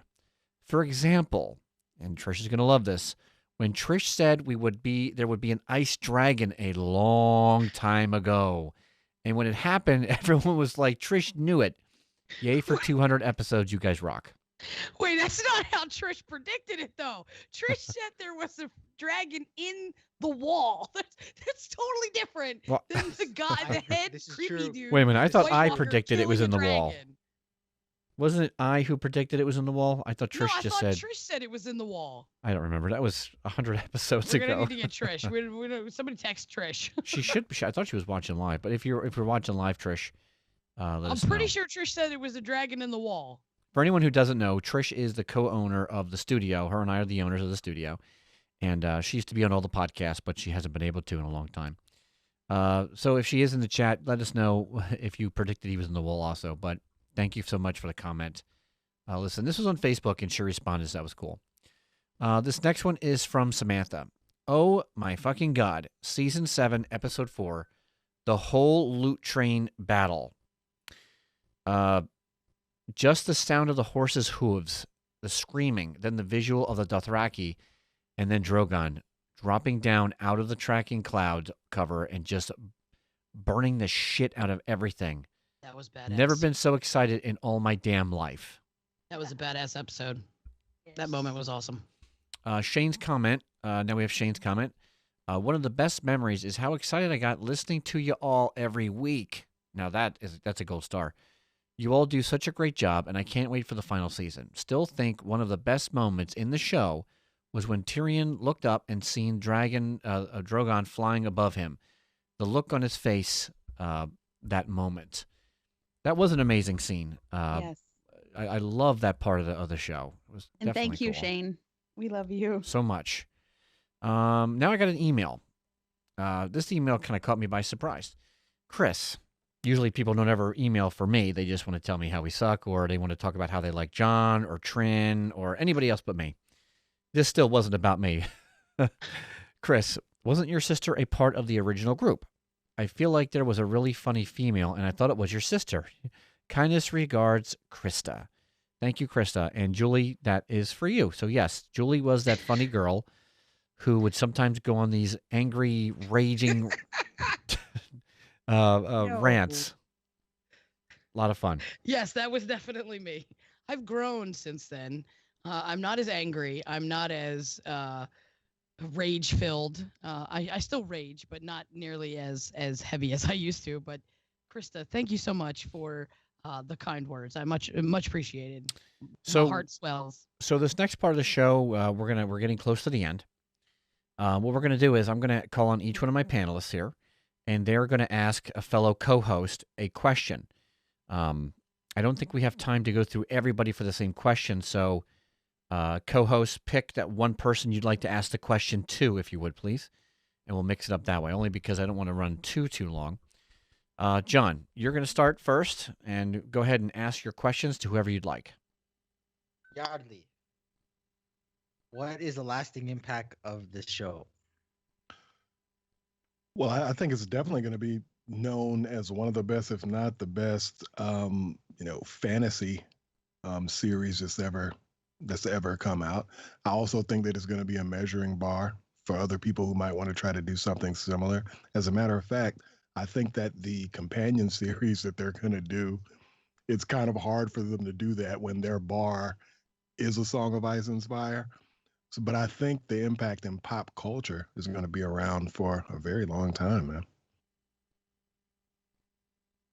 Good, John. Your next question. Let's go, Julie. What's your all-time favorite character, book, and show? That is a very, very tough question. I would have to say it didn't start out this way, but it has grown to this. Jaime Lannister. Gold star. For both? Boom. For both? Yep. Jaime Lannister Okay. for both. Gold star for you, Julie. That's a good sister. Kelly. Same, Where same does question. Game of Thrones? Was that the Huh? same question or a new question for Kelly? No, I'm doing a different question. Oh, okay. Where does Game of Thrones ranks all time among TV shows, and where does it rank on your list? Ooh. I watch a lot of TV. Me too. Gosh. Okay, in fairness, I'll have to rank it among others of its genre. And in terms of the dark fantasy type shows, I think it is right at the top. There are no other shows that I've enjoyed watching quite as much as this one. It really doesn't pull many punches. It doesn't always go for that. It never goes for that happy ending. There's grit, and that just feels so much more realistic than what I'm used to seeing. So yeah, this is right at the top. Are those all your questions, John, or do you have more? One more for I got two more questions here. Okay. For Trin, what do you want to see from Winds of Winter in the book? Oh God, what do I want to see? Like one thing you want to see from Winds of Winter. Well, I know what I'm going to see, and that's going to be everybody die because because that's what's going to happen in Winds of Winter. He's going to kill off most of the people because A Dream of Spring is rebuild. So what do I want to see? I guess I really am hoping he closes the loop on a whole bunch of storylines, like effectively, because he's spent 5 books plus the novellas and Fire and Blood and all this stuff, building these relationships and building these storylines that go in so many different directions that we need to close the loop on a lot of them. So I really hope that's what we see, is some storylines. It's going to be a convergence of a bunch of storylines. I'm hoping. I mean, I hope he doesn't drag them along even longer, because this is supposed to be sort of the end point, the big war with the dirt, the dark, the ice, and the fire. So that's what I'm hoping to see. And Chris, if you can only watch one episode of Game of Thrones forever, what would it be? Oh boy, that's a good question. I would have to say, if it's hard. It's a hard choice. I would have to pick between Battle of Blackwater, and I like the the last episode of season 7 when they were trying to collect the White Walker, or maybe it was the second to the last. I forget which one it was, but when they were all together trying to, and that was when Viserion got killed. That episode, I thought that was pretty freaking cool. So it's one of the two. I can't make up my mind. So I'm done with my question. All right, Carrie Quinn has a question for us all real quick. What's your favorite Valyrian steel sword? She says hers is Oathkeeper. Now, I would say mine is Dark Sister. I just think it's shrouded in some mystery, and we haven't seen it in the show yet. The description is pretty cool, and the name's the Dark Sister. Like, ooh, it's very dark. It's very dark and brooding. So that's the sword I would pick. I'm going to ask, Julie, do you have a favorite Valyrian steel sword you would pick? I would probably have to go with what's the one that Jamie had that gave to Brienne? Was that Oathkeeper? Yep. Yeah, that would be the one. Oathkeeper. How about you, John? Just take a guess of what you think I'm gonna say. It's going to be ice. No, it's gonna be Claw. Oh, okay, Claw. There you go. Long Claw. Long Claw. There you go. Kelly. I gotta go with Oathkeeper, the one that he gave to Brienne, just because that whole interaction with Jamie and Brienne and the story surrounding it, that was kind of the beginning for me when Jamie started to change as a character. Yardley. I'm gonna go with Oathkeeper as well. I would have said Long Claw because it was I think that was the sword of the Mormonts, right? Yep. So it's almost like, as much as I like Jon Snow, I can't give him props for wrecking shop with somebody else's sword. So I definitely got to go with Oathkeeper because of how those swords came to be. Trin. I'm actually torn between Heartsbane, which is the Tarly family, right? Is it Heartsbane? Yeah. Yeah. I think it's Heartsbane. And the dagger, I know it's not a sword, so I don't know if it qualifies, but the dagger that Arya is now wielding, which is Valyrian steel. Yes. So, because I'd like to see what she's capable of and what exactly is entailed with that thing, hopefully killing Cersei. Yes. I'll have to pray to the many gods, the new god, the old gods, and the god of death. All right, Kelly, it is your turn. You ask a question to, you only have one question, so if you want to ask it to a couple people, that's fine. Okay, I'll start with you, Chris. If you could interview one character from the show on ours, who would it be? All right, that would be Peter Dinklage, although I would have to, Tyrion Lannister, or I would have to flip a coin because I really like Coster Waldo. I like his name because it's like, where in the world? I think of Waldo, like where in the world is Waldo? I think of where in the world is you know where I'm going with that. Anyway, yeah, so either Jaime Lannister or Tyrion, but Tyrion would probably be my first pick. Nice. Excuse me, Julie?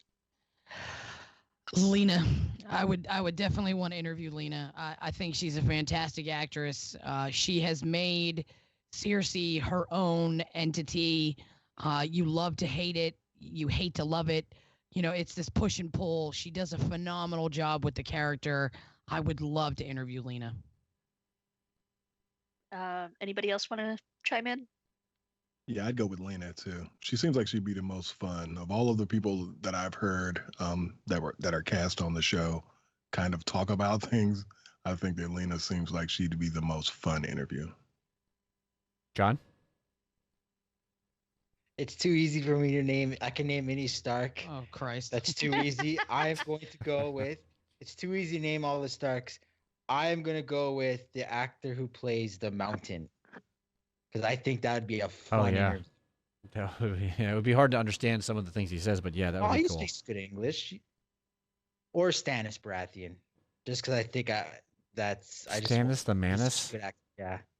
Because it's too easy for me to say Stark. I can name like any Stark, but I want to go. I don't want to name Starks. I want to be something different. So I'll either say the Mountain or Stannis.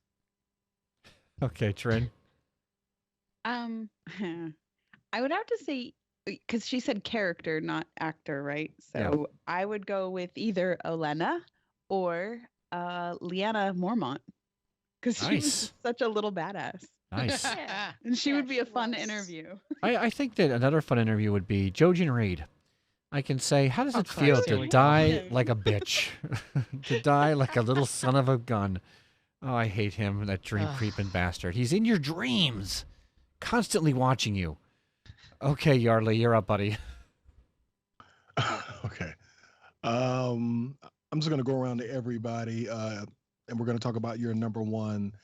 The show better not do it, and your number one, the show better do it in the next season. So for me, my number one, the show better do it, is kill off most of the characters, because they've been trying to sell us on this threat for quite a while. They've set up a threat that when it defeats you, it can bring you back to be on its side. So I think they really are going to have to show me that this threat is really real and get rid of a lot of these characters that we've grown to love over the different seasons. My number one, the show better not do it, is have Arya kill Cersei. I don't want a character that hasn't seen Cersei since the pilot?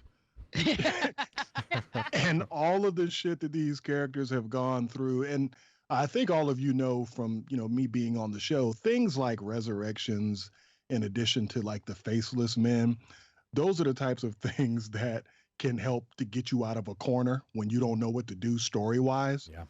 And I just don't want to see a character that hasn't seen Cersei from the pilot be the one to take her out, especially using, just some magic that I know that they could just pull that at any time in the show to kind of get a person out of a sticky situation or to off someone. So I really do hope that that's not the case. But outside of those two things, everything is up in the air for me in the next season. I hope it's awesome. So Chris, what the fuck the show had better not do, bro? The show better not have Jon Snow survive to the end, to the very end. I don't want him to live. Fuck off.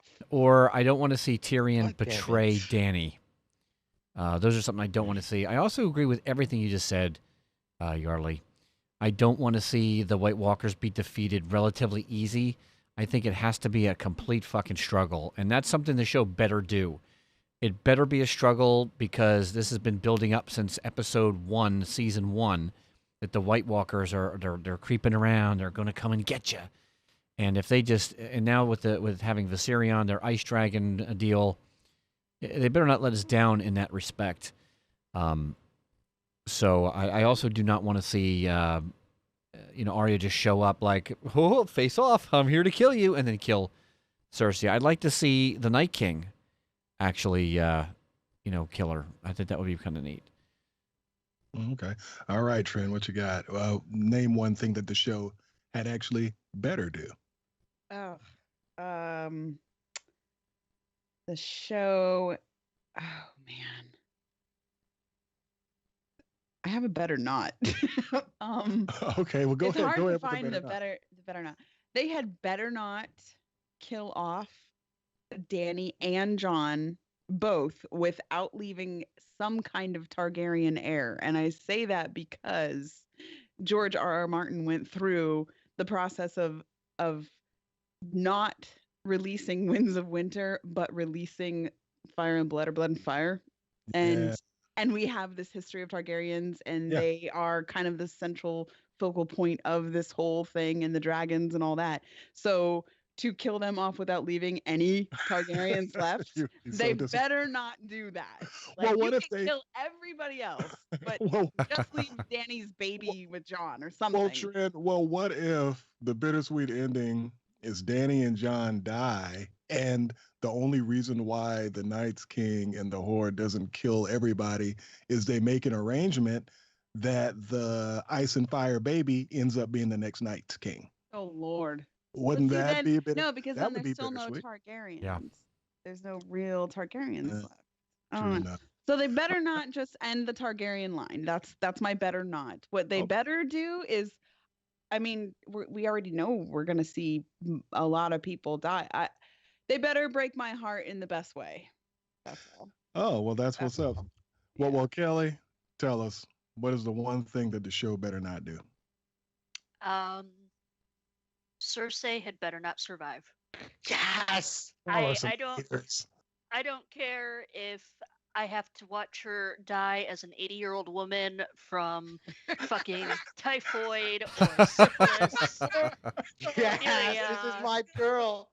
you know, scurvy, leprosy, pick. But I gotta see the bitch die. Oh, okay, so she could survive the Game of Thrones. You just have to see her die in her old age.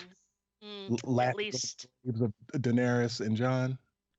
I agree. Cheryl Taylor on Facebook said it has to be Jaime to take out Cersei. That would be extremely gratifying. Yes. Yeah. Well, what's one thing that you think that the show better do?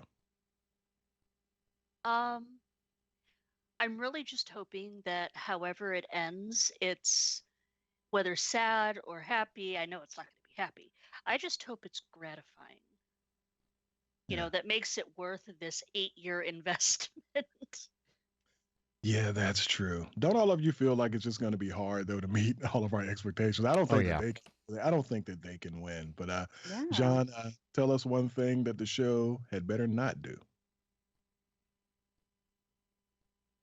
Cersei has to die. I have to be Kelly. Cersei and Jaime have to die. You know, you keep Tyrion alive. Cersei and Jaime has to die, and I think also I agree with Yardley. Most of the characters have to die, and Jon Snow has to stay alive. Oh, that's what. Of course he's gonna say that. So you basically covered both. Julie, tell us the one thing that the show had better not do. No, is that no? You just told me better not. This is Well, better you kind of covered them both. Yeah. Well, I have one for better do. Sorry, I Okay, got one go for ahead. better do. Okay, So go ahead. what they better do is, I think they better split all the kingdoms back up into 7 kingdoms and have different kings ruling. I think it's been foreshadowing, you know, not just here but in the books. So There's not gonna be want anybody left, bro. there'll be people left. There'll be people left, but I think I want to see this kingdoms go back to 7 kingdoms with 7 different kings. I think it's the best way to rule. Cool. Julie, what did the show better not do? The show better not let Cersei survive to still sit on that stupid fucking throne. So help me God, if they do that, I'm gonna be so flippin' mad. She better not survive and still sit on that throne. It's almost. She is literally the weakest female in the show. She's the weakest female, but she survived the longest. Yeah, exactly. I think Julie's better not and better's the same thing. Cersei's got to probably just end up dead no matter what. They better kill her, and they better not let her live. Yeah, but I think for me, they better do is I think I kind of go with General John on this one. I kind of hope that they split him back into 7 kingdoms again. I think that would really just kind of bring it all full circle in retrospect. But yeah, that's kind of where I'm at. Hey, and this just goes out to everybody, and then Chris, you can go ahead and just move on to whatever's next.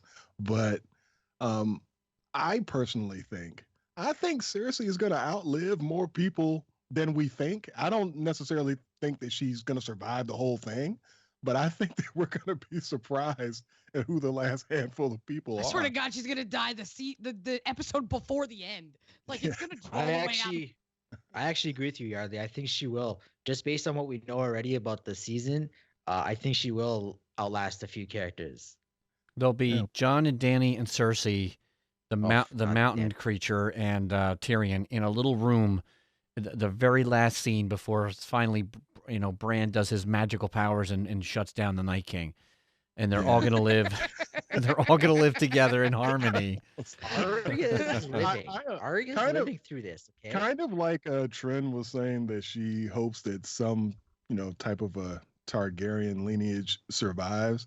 I think at the end of it, I think there has to be balance. So for some reason, I think that there is going to be a Night's King or something like that at the end of it. I just don't think that it can be, you know what I mean? It just doesn't feel right this world Yeah. without that type of a specter still being around in some capacity. I don't know if I'm making any sense, but Yeah, no, there's a it- balance for sure. yeah. Ice so- and fire, got to be that balance. Well, there has to be because we all know that they're going to end it as Sam writing the story.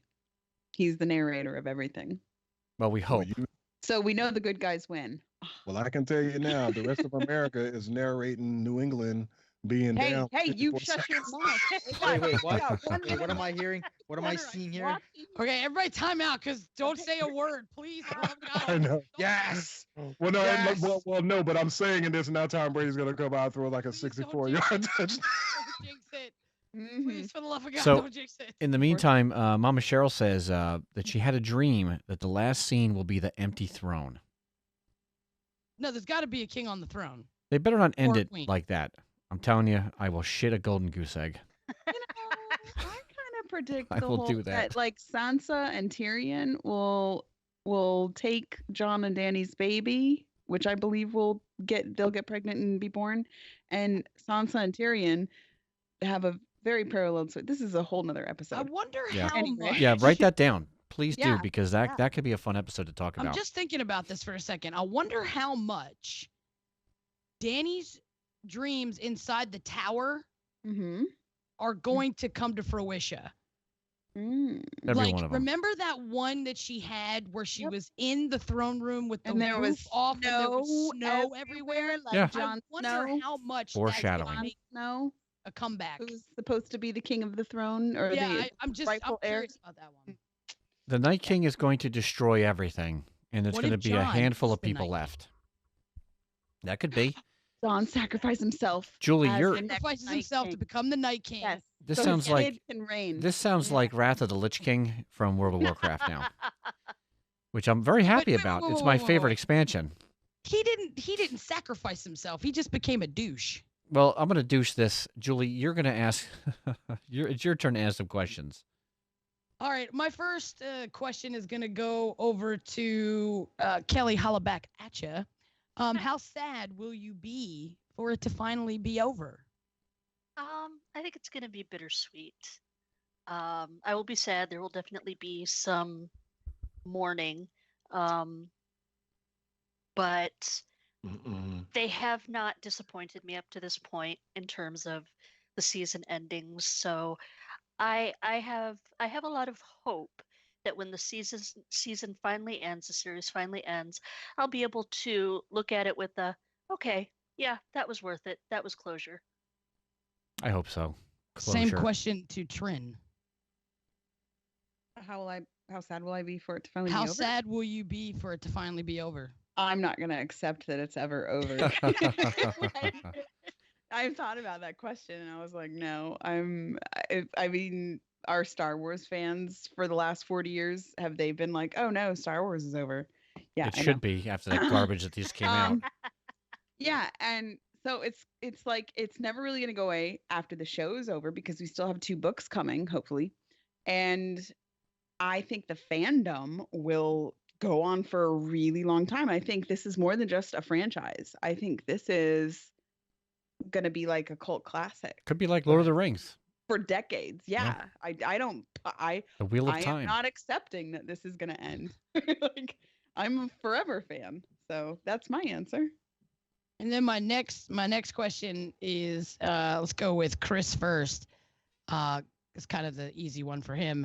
How has Game of Thrones and Song of Ice and Fire impacted your life? Don't get too excited there, Trent, okay? Don't get too excited. How has it impacted my life? Well, 200 episodes of a podcast.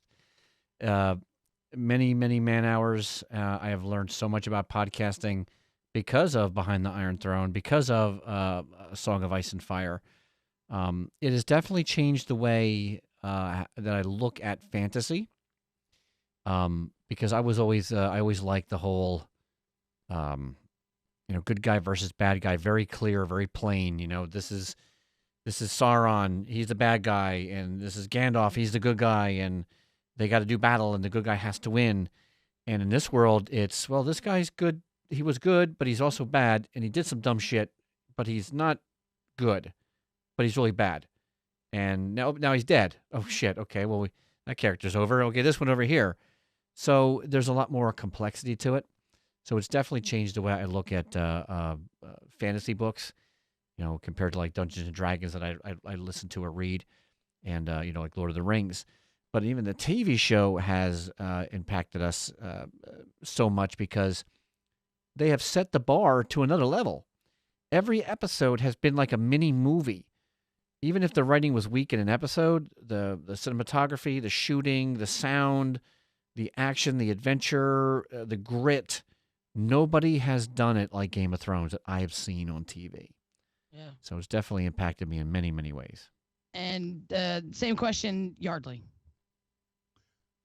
Well, I want to co-sign a lot of the stuff that Chris has said. It actually kind of opened my eyes up to the possibilities of how you could write these stories and not necessarily be totally formulaic. So a lot of the things that I read, especially in a fantasy format, were kind of new to me because, one of the most popular things about the series is, for the most part, it's pretty unpredictable. So I thought that was that's something that really gets me for this series. So I'm just gonna say, for the most part, the unpredictability, and like I said, these are one of the few things that I have actually bought like every book of. I'm very notorious for starting something and not finishing it. And this was one of the few series that I plowed through. A couple of you were mentioning earlier when you were reading The Red Wedding, how people put their books down or they took a break. I was kind of the opposite because when I read that, I couldn't believe it. And I think I just finished the book like the next day or something like that. So for me, I just think it just opened my eyes up to the possibilities that you don't have to be so formulaic when reading fantasy. Sounds good. That's all I've got, Chris. Excellent. Okay, me. What do you say, John? She didn't. Do you want to answer? Do you want to answer the question? Sure. Good. You answer it. We'll let you. You and Kelly can answer the question. I don't know if Trin wants to. Everyone can answer it, and then we'll move on to Trin's questions. And then we're going to close out. She already answered me or asked me one. Oh, okay. Good. So I would say how it impacted me is meeting you guys. If it wasn't for Game of Thrones, I would never have discovered, Behind the Iron Throne. I would never have met you guys, and it changed my life. Got into podcasting because of Game of Thrones, and I hope to continue podcasting. So there's that. It taught me that no character is safe now. So like it really taught me Ned Stark. I thought Ned Stark was gonna make it to the end. I thought this is my boy Ned Stark, Sean Bean, and the next thing you know, he's dead, episode 9. And then I'm cheering for Robb Stark, and then Robb Stark dies, and so I come to believe that no character is safe. So now when I watch TV, I'm thinking, like, now TV's changed forever. No character is safe in TV. I also have high expectations for TV shows now because of this show. Red Wedding is, I think I was listening to podcasts. I don't know if it's TV Guide, but they're ranking the all-time greatest episodes, and Red Wedding was the #1 greatest episode of television history. So there's that, and that's pretty much it. Just meeting you guys, going to Ice and Fire Con. I would never have gone to a convention, but there's a Game of Thrones convention, and I went to it, and I had so much fun representing you guys. So that's pretty much how it impacted my life. Kelly? Definitely meeting all you guys through the podcast and being able to be here when it took off, see what it became. The TV show and the books have just given me years worth of hours of enjoyment and, stepping away from the real world for a while. the Song of Ice and Fire world. I do a lot of tabletop role playing. That's one of the games I do. And it's just such an expansive and well written world. It challenges me to be just as creative and, you know, test my own writing skills. And I love it. Awesome. All right, Trin, you have some questions. Please share them with the class. Okay, so Chris, which character of all of the Game of Thrones characters do you relate to the most? That's tricky because there's a couple different characters that I pull from. At least I think I do anyway.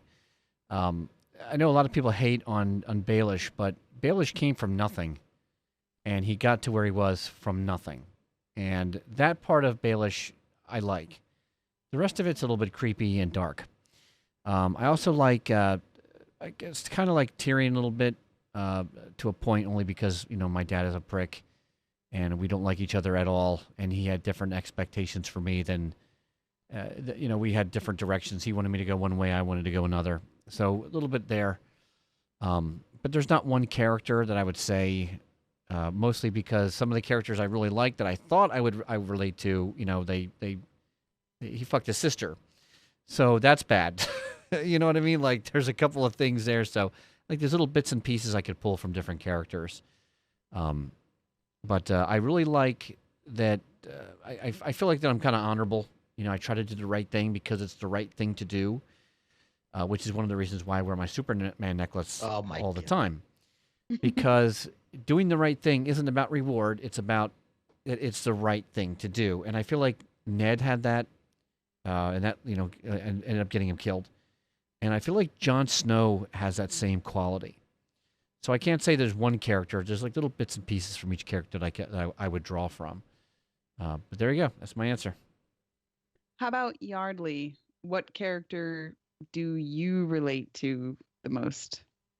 Probably, you know what? I'll probably say Jaime Lannister, because I think with that character, I think his trials and tribulations and actually getting to a point where he's actually, handicapped, like literally, and having to kind of readjust your attitude because your strength has kind of been taken away, and kind of reassess how you've lived your life and how you're going to live it moving forward based off of certain circumstances. I think that he's a relatable character. He's somebody someone who you may not have liked, and maybe might be a person you might have rooted against, but the people that have gotten to know that person kind of understands that there's a little bit more to him than perception. So I'll probably just roll with Jaime. Nice. All right. Julie, what do you think the best, actually, before I say that, it's 31-31 and we're going to go into overtime. For all the fans out there, I'm Pat's Nation. Chiefs Kingdom, baby! Chiefs Kingdom, baby! 2 overtime playoff games. I don't think this has ever happened. Oh God. Anyway, 8 seconds left according to Google. Julie, the best and worst fan service moments in the show. What would you pick? Best and worst fan service moments? Yeah. Like give me an example. Like what? It might not necessarily have been written in, but they were following fans, and the fans were like, "Hey, we really want to see this," so they did it for the fans. Oh, okay. Well, the one thing that I wanted in that they didn't do for the fans was bringing Catelyn back. Ah, yes. That's the one thing I wanted, and they didn't bring it to us. Yeah. They didn't give it to us. Lady Stoneheart. That would be that would be my worst. The best. That's tough because it's hard to narrow it down to one. I can't. That one I don't know, because there's so many pieces of the show that they added but weren't in the book. Yeah, that one's I have to kind of like take time to think about that one, because that's a difficult one for me.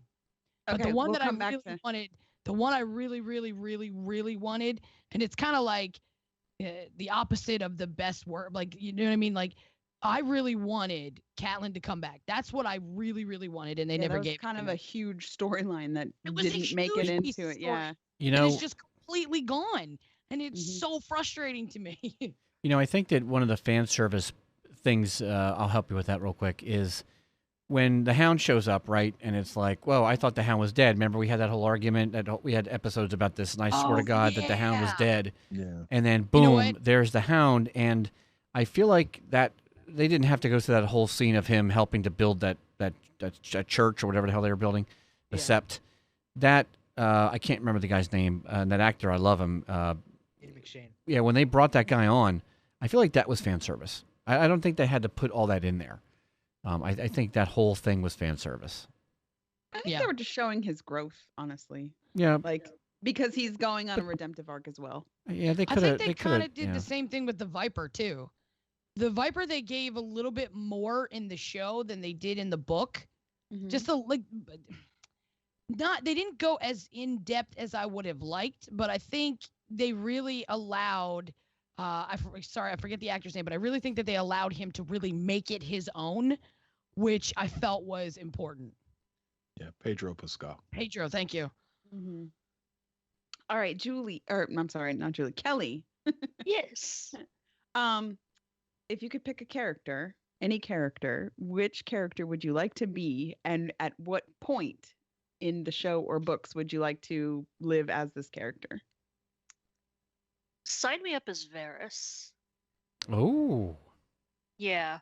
Oh, He- that's cool. This yeah. is why I love Kelly. She throws out the most obscure thing, and you're No. like, yo, If she, that's but you know what? awesome. If she would have No, said, I would have laughed my ass off if you would have said, "Sign me up as Theon," right before they cut off his dick. I would have been like, "Wow."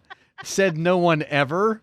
No, Varys. Well, Varys is living dickless. That's Yeah, true. he is. We're But gonna get he's- T-shirts made up. Beat it, living dickless. That's not a bad I- idea. I'll buy So- 10 of them. Oh. Throughout the whole series, one, he always seems to have the intentions of the people at heart, which, I cheer for. Two, he's gone through horrible shit and still come out on top. He's all about listening and watching and being quiet. And, my introvert self loves that. And I think of all the people who are still alive, he's got the propensity, the chance to live the longest. I think he's probably one of the smartest and strongest characters still alive in the show. Just to touch on that, Kelly, the thing I love about him the most is he's not loyal to a person. He's loyal to the throne. He is Yeah. loyal to its objectivity and what it is. He What is it not stands loyal to a person, and that's what I love about it. Yeah. Seven think he's- Kingdoms. He's more loyal to Seven Kingdoms. He wants peace. He wants what's good for the Yeah, realm, that's what I- not that's what I- necessarily that's the what I throne. love about him He so always much. Yeah. loves the realm. Yeah, Yeah, I agree.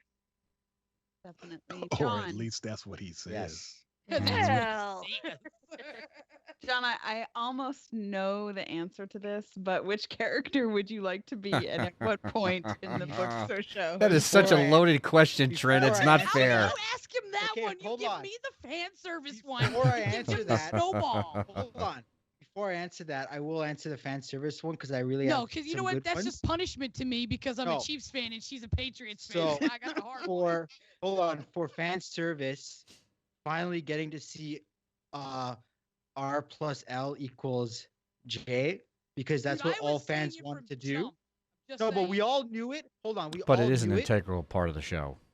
We all knew it. It was like it's the biggest three from season one, and it was never mentioned in the books, but we finally got in the show. And one that we haven't seen yet would be Well, it Serial wasn't Pharrell. not ever mentioned in the books. Like What? all of the first Yeah, but- book had Yeah, the whole R first plus book was about L, like Ned's flashbacks. Yeah, were but we Yeah. kind all- of just it was R never a plus L. confirmation. It was the number one theory on everyone's theory list, and we finally got to. That's because it was the Definitely the easiest number theory one. to figure Yeah. out. And Yeah, I also know it another wasn't good that one. complicated. Another good one is Danny and John hooking up, And one for that we haven't yet is the one that Chris is gonna love the most: Serial Pharrell No. and Jacques Nagar. No. Yes, Oh, no. that's what fans want to see. It's gonna happen No. this season. No. So, and of course, Nope. the guy I want to be. Come on, you know what I'm gonna say. It's gonna be Jon Snow. It's pretty obvious. Christ. And At what point in the book? Yeah, but that's the part or where yeah, show? that's the key right there. Like his whole life? Was I'll it the t- part where he was like, "I love You what know you what? did Why to not? Jon Snow"? Like Why not? Fritz or Danny? I'd take his whole life because it Okay. molded him. He's the true son of, like, out of all the Stark kids, he's the true guy that really took everything that Ned, taught him, and he used it well. He's the true. I mean, he's not the son of Ned, but I think he's the true son of Ned because he's the true guy that, he's the true guy that took everything that Ned taught him, indirectly or directly, and used it. So I think I'd say Jon Snow. Hey, you know what? Honestly, I think that Jon Snow learned more from people after Ned was I dead. agree. I mean, 100%. Ned taught him the agree least amount of shit. Totally agree. See, learned- John drinks the Kool-Aid. He learned all from the way. everyone. He learned from Mormont. He learned from Thorne. He learned from Davos. He learned from Tormund. He took pieces from everything. Stannis. He put Stannis. He Yep. learned from Giantsbane. The He king took beyond the stuff from wall. Even Tyrion. He learned from Tyrion not to wear it on your sleeve as a badge. It never hurt you. He learned a lot over the year. Like, his progression from season 1 on, I think, is the best from anyone. Just because he went from this kid from season 1 to being now Aw. king in the north, and John's in and love. just Yes, You he can is. just I'm see in the love little with Jon. hearts. Yes, he You can. can see the heart eyes. If I could It's put that so in the video right sweet. now, I would literally have like the Cupid flying around him and little hearts and Sure, it's and he great. hooks up with Ygritte and Danny. Like, come on. Oh, okay. So did I not ask anybody a question? Did I miss anybody? What? Did I? I Yeah. think you got everything. I right? don't think that you asked me. Okay, There you Yardley, go. I didn't write this down, but who do you think are the strongest and weakest characters left at this point Ooh, that's in a the good one. show? Like, who's the strongest as far as like full character development and who they are right now at the end of season 7 as we go into season 8? Who's the strongest and weakest characters? Gosh. I just threw this at you because I didn't write it down. You have no time you to know like. what? Well, I'm just gonna say Sorry. the strongest is probably Jon Snow. I mean, his Really? arc, I think it speaks for himself. Just Okay. as far as I just because you're not talking physically strong, you're just meaning just strong No, as far as yeah. their character arcs. Yep. I'm gonna say it's Jon Snow because we know that there's a lot more that he's got it done that's coming up. Whether or not ultimately in the end, if he survives or not, I don't know. I think the weakest. You know what? Honestly, because we talked about this on the show, and there were times in the show when Arya was basically a cardboard cutout. On the show, they weren't necessarily using her as much. I feel like for me personally, the fact that she left the Faceless Men and there were no repercussions behind that, and this was actually going to be one of my they better do. I think that there has to be some repercussions behind leaving that group. It just seems kind of stupid that she just leave and they're just like, all right, Yep. cool. You know what I mean? But I But, think he wanted to, though. I think he wanted her to leave. He had that smile on his face. I think he. No, Arya has this like stupid plot armor that has kept her alive for what Yeah. reason? Yeah. Because Yardley doesn't want her to kill Cersei. He thinks that would be stupid. Well, then what's Arya's purpose? Like, kill what in the Cersei. world? Plus, Kill Arya, Cersei. Arya gets stabbed with the same wound that took out Rob's wife. Yeah, Except Right. she got stabbed like like a anybody couple- else. But anyway, I would just have to say that I would say Jon Snow had the strongest. I'm just gonna say Arya because I think that I think she's had such a weak arc that's why it would sicken me if they let her be the one to like kill the Night's King. Yeah, I or just don't kill feel like we know where she's going. Yeah, I don't think that character, as cool as she is, I don't think that she's earned to take out somebody as big as the Night's King or Cersei. That's just my opinion. Trent, I'd like to answer the question too. Go for it. Okay, Who's so the strongest and weakest character? Jamie Lannister is the strongest. Oh.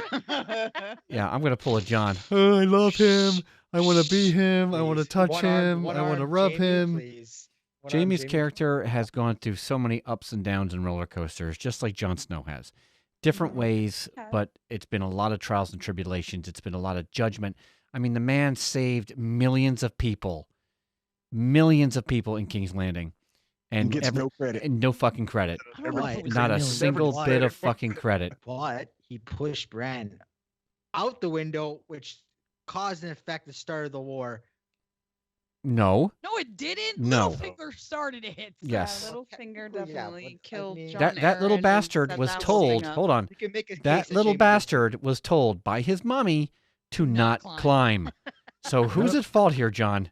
Exactly. Clearly That's the what you Starks get aren't for all that jumping good, on the John. bed. Jamie pushed a kid off a window, and you're trying to What say did that do he's a if the kid. kid didn't? Doesn't matter. climb? You don't push a kid in the window. I man, agree, but okay? we're talking about a And- fake show. And So he had his entire future and his entire career chopped off in one hand. Okay, so there's Sure, you're being repercussions. an ass, and you but, know what? yeah. If Bran And or he had to fuck his sister. Bran Isn't he suffered he loved enough? it. He loved Bran, it. He loved it. you can't choose who you love is the big thing that they say, right?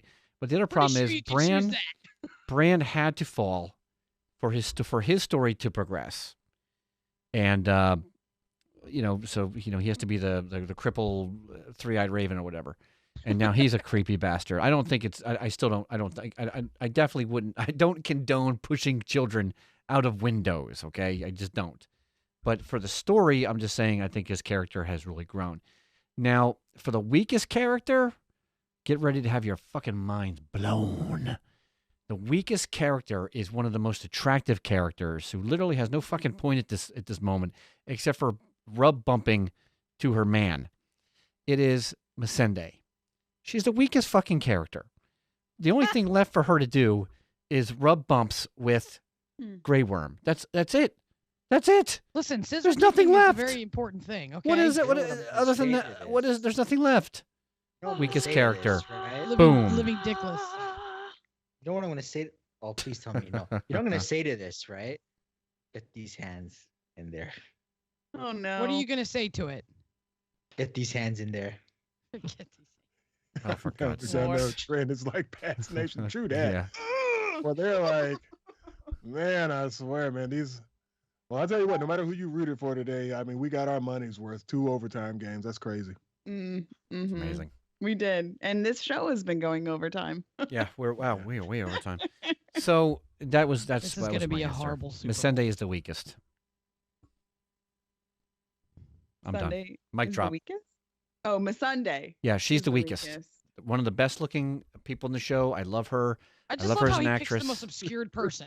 Well, yeah. 'Cause I totally Nobody's forgot fucking she was thinking even a about Miss character. See, guys, you see, you forgot she even He's so existed. obscured Hold on, person. I'm gonna drop the mic. All right, Yeah. I can't drop the mic because it's on I mean, shock mount, but We didn't even talk about Davos. I think he's a pretty strong character. yeah, that's he's true. but- He's John's advisor, man. Can't mess with that shit. He's like strong in like the Yeah. human resources at your job. Kind of. He's in Lunch Lady Land, is where he is. I think No, I he's think better I think than the weakest Lunch Lady. character is Pod. Don't. No. That's gonna be my weakest. Mm. I'd like to see more story out of Pod, except for him being like the brunt of all the dumb jokes. Yeah. I mean, he ain't got nothing to prove. He already proved it. I still want to know what he did. Right? Every man wants to know what he did. So Yeah. does every woman. Listen, I'm a lesbian and I want to know what he did. I need to Right? know. Yeah. Because I'm gonna need that information for the future. So, anyone else want to answer the question before we end the show? Jon Snow's the strongest character, and the weakest is. I guess I go to Missandei, man. I mean, like. Then on the next episode, we do. Okay. I mean, I really can't This say is so anyone else. obscure. John. Like, Character's one of the guys Yeah. that Danny's dragon burned on the roof when she got The guy, the extra number 6, who was standing next to the money train cart with the bow and arrow. John, on the next episode, you are not allowed to answer with the word, or you're not allowed to ever use in the next episode Jon Snow's name, no matter You what know, I question you are can't hear- asked. That's I going to can't be a hear goal for that. you in the next episode because everything is Jon Snow. Oh, You it's have my the favorite snow character. pulled What do you over your expect? eyes. You know, when you write a question, something like that, whether it be Trin or you guys know what my answer is gonna be. Trin knew what my answer was gonna be when she writes a question. Come on, you guys know this. Yeah, Don't I set me did. up I like did this. know Don't that. set me up. Yeah. Give me a challenging Goddamn question. Don't give ducktarian me easy bastard. questions. All right, buddy. Well, that's why we love you. Okay, I think we're done the show for tonight. I got to say, this has been a real blast. A great way to celebrate 200 episodes with some of the best people I've ever podcast with, ever. So I'm going to go around the table, say goodbye to everybody, and please let everyone know where they can find you on the social medias, so they can stalk you. Let's start with the man that's got the snow pulled right over his eyes. I can go in such a dirty direction with that, but I'm not going to. I'm going to keep it clean. Jonathan Stomas Starklover, please tell everyone where they can find you. You can find me on Facebook, Jonathan Stilmas, Twitter, Jonathan Stilmas, Instagram, John50. So that's basically it. I'll be posting some stuff too, so look out. I hope you guys all enjoyed my my post leading up to this. I worked really hard on it. Thank you. You did a good job, John. You've definitely Thank you. been nailing it Appreciate with the social media. Keep at it. I really appreciate that. And remember, everyone, you can find everything we do on our facebook.com/Behind the Iron Throne. And of course, we do the show live on YouTube. Remember, BehindTheIronThrone.tv. It's just that simple. Do you see the pattern? Oh, I know you do. Please join us live when you can. We usually record the show every other Sunday at 7:30, 8 o'clock Eastern Time. Julie, I want to thank you so much for being on the podcast. Where can people find you? What are you working on? Thanks for having me on. Yeah, it's so great to be back on the 200th episode with everybody. It was great to have Kelly on. It was great to have Yarly on. It felt like go a trip down memory lane. It was great. It was fantastic. Not really working on a whole lot right now. Kind of just chilling. Starting to work on getting the hockey hour back up and running. Definitely want to get that back in the cage and the rattle and all that fun stuff. I'm doing a lot of streaming, all kinds of different video games, trying to get that up and running. You can find me on Twitter. It's at NerdGirl, GURL 722. Same with Instagram, exact same handle there. So yeah, love you guys. I love you all. Thank you so much. And it was great to have Kelly and Yardley back on. It was fantastic. Julie, are you going to stream Kingdom Hearts when it comes out? Definitely going to stream Kingdom Hearts. I get my official copy not Monday coming up, obviously, because that's Martin Luther King Day. It's the following Monday it comes out. Can't wait. Hopefully by Tuesday, I'll be able to get it up and running and streaming. I'll be doing it directly from my PlayStation 4. No camera attached to it, unfortunately, but I will be streaming it directly from my PlayStation 4. Can't wait for that game. I'm so excited. Yeah, I'm super stoked. I've waited 5 flipping years for this game. Trend. I'm so excited about it. Let's go. Sora, let's go. Mama Cheryl says, love you guys. Y'all make the best team in podcasting. That's awesome. Thank you from your fans' hearts, giant hearts. That's awesome. Thank you so much, Mama Cheryl. We love you. Thank you, Mama Cheryl. And Carrie says, you. happy 200th, y'all. I love that. Y'all come back now. You hear? Thank you so much. All right. Trin, thank you so much for being on the podcast and also for being a friend. Please tell me where I can find you and what you're working on. I am so thankful to be able to be on this podcast. I am the baby of the podcast. I'm the newest member. So having this trip down memory lane, I was kind of watching from afar as a fan, and I appreciate everybody who's been on here. It's really, you guys built this amazing thing. You can find me at Dovahkiin Trin on most social medias, and if you want to follow or whatever. And I had a question for you really quick, Chris. Yeah, please. Are we going to be broadcasting on the 3rd? Because that's Super Bowl Sunday. It's 2 weeks from now. And that's a very good point. The Patriots are going to Oh, I see. And yeah, there's the Pats Nation No, you sign. got your priorities straight, Trent. No. Like, if your team's in the Super Bowl, that's like number one. I mean, come on. No, I'm Julie, thank you for being such a good sport about it. Hey, listen, I'm just thrilled that we got to where we got to. It wasn't looking too good there for a while. awesome. So, hey, I can't complain. Yeah, But, that's a Super Bowl good Sunday point. will be the 3rd, and but the 10th is the following Sunday. It's right before Valentine's, so I don't know if we were going to do a Valentine's special. Let's do You could that. just do it when the Pro Bowl is, because nobody watches that. Yeah. Couples part 2. Nobody watching that. So we'll do some type of Valentine's or Game of Thrones couple episode. We're going to do that exactly, Trin. So that'll be the 10th, you said? Yeah. So our next episode will be. Thank you for bringing that to my attention. See, this is why I need a team because I can't remember this shit on my own. I don't even know what the fuck a Super Bowl is. How many home runs do you need to win the Super Bowl? I don't know. He knows what the Super Bowl is. The Eagles won last year. He knows. Hey, don't don't worry, Trent. If the Rams play like they did today, then the Rams are done, dude. The Rams are I don't even see. See, this is my prediction to my husband and to the people I work with that for all you Tom Brady haters, whatever, you know what? He got to the Super Bowl this year. He's going to win the Super Bowl this year, and then he's going to retire, which Thank is what God, you I all, can't wait. which is what you all want. He So was just true. waiting to do it on a Trent high note. understands us. That's why I love you, Trent. You get it. I So- get Show it. is going off I've the been rails. dealing Yes. with it for decades. We are way off. We're going to go back on We the are off rails. the rails, guys. Let's Anyway. get back. So on. Trin, you're right. On the 10th, February 10th will be our next episode. Okay. 7:30 is our prep time. 8 o'clock we go live on YouTube, behind the Iron Throne .tv. So is there anything you're working on, Trin, that you wanted to mention before we head out? Not yet. I have to get back in my house. Next weekend we should be back in the house, and then I have this project, but I don't want to announce it yet. Okay, fair enough. It'll be Yeah. exciting when you do announce it. Yeah. That's some pre-excitement. Kelly, holla back at you, Halawa. Thank you so much for being on the podcast, and it was great having you here.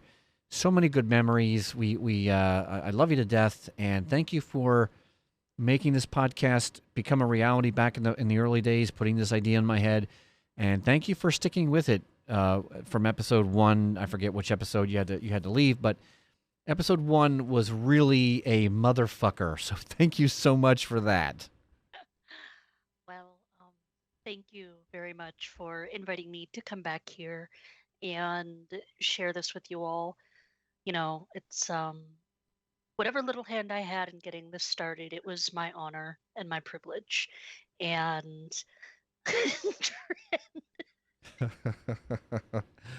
Yep. See, this is why you have to watch live, or you can watch the YouTube video afterwards. you know, I'm really excited to see what you guys do in the future. And, you know, I'm always going to be following behind you guys. And, you know, if there's ever anything you need, just holler at me. Well, maybe I can have you back on another episode real soon. I would love that. That would be awesome. OG Kelly Hollowa. Bam! Thank you. And of course, last but not least, Yardley, thank you so much for being on the podcast. You bring something extra special to the show. I always look forward to having you on the podcast when you have the time to do it. And of course, when we review this final season, I'm really excited for that. So thank you so much for being on the podcast. And a huge thank you for all the work that you put into the show notes initially. And I know John helped you, so thank you as well, John. But my hat's off to you, sir. Thank you so much, because I don't know where we would be without those show notes getting organized. Hey, no problem. It's a pleasure. And I would kind of want to echo what Kelly was saying. It's been so much fun being on this show all through the years. And I think that this season might top all of our other shows because, like I said, part of the story is the ending. So I'm very excited about that. As far as social media presence, you can follow me on Twitter at militant_marker. And you can follow our Creeping It Real show. We do paranormal, weird news, horror movie, pop culture things. And you can follow us at creeping_it on Twitter. And then, of course, when Indie Radio jumps back in this year, we're going to be doing, we've got an American Gods podcast. We'll be doing, covering the second season of that. That's Awesome. probably one of the shows that I'm probably the most excited about outside of Game of Thrones. And just go to Indie Radio. We've always got things popping over there with Men and Women Talk and everything else. And if you dig around enough, you'll find Chris Gray on a lot of those shows as well. So once again, it's been a pleasure. 200 episodes, and I can't wait till we until we get into the new season, because I have a feeling there's going to be a lot of shouting matches and a lot of emotions going on. Yeah. So more than anything else, I'm ready for that angst. I'm dying to get on Creeping It Real. I was talking to Christy not too long ago, and I got to get on that show. Yeah, I mean, we'd love to have you. I mean, it's just, it's all fun. You've got nerd theater and things like that, and we're always doing reviews of all types of horror, like Korean horror and things like that. So it's fun, and all of your personalities would totally work on the show. So thanks, Chris, for being interested, and you know that we're going to have you at some point. And once again, to everybody, I'm definitely happy I met all of you, because I don't know if I would be enjoying Game of Thrones more had I not met any of you, in the past. So Totally. it's a pleasure. So, of course, you can find me at Chris J. Gray, Gray, and the number 7, anywhere on social media. That's what it is everywhere. If not, no big deal. Links in the show notes also. But thank you so much for spending the time with us here and enjoying our presence for 200 episodes. Thank you guys so much. We would not have a podcast without my amazing co-hosts and, of course, without your guys' continued support. And you can support us through all of our little affiliate links that we have in the show notes or on our website and whatnot. Thank you guys Chris, so much. Yeah. There's one more thing. One more There's thing. One more thing. And that is, I'm sorry for the podcaster or the podcast listeners who aren't catching this live, but right now, as we are speaking, the super blood wolf moon is going on. Right now. Oh shit, that's right. Oh yeah. Yeah. All right, y'all. Well, we got to get out of here. Yeah. Check So out Go. it's Death Moon. kind of a big deal because if you think about it, it's like a super moon, a blood moon, and a wolf moon. And I was telling John earlier, kind of a haha, that's the Aegon Stargarian moon. Mhm. I Yeah. guarantee you, Check Trent, this out. somebody's going to be able to incorporate that moon Yeah, into the results. Aegon Stargarian. It's all about that guy. I think it won't happen again for 18 years, if I remember correctly. Yeah, something like that. Yeah, it's really Yes. cool. So get out there and see it. Love you guys so much. Thank you.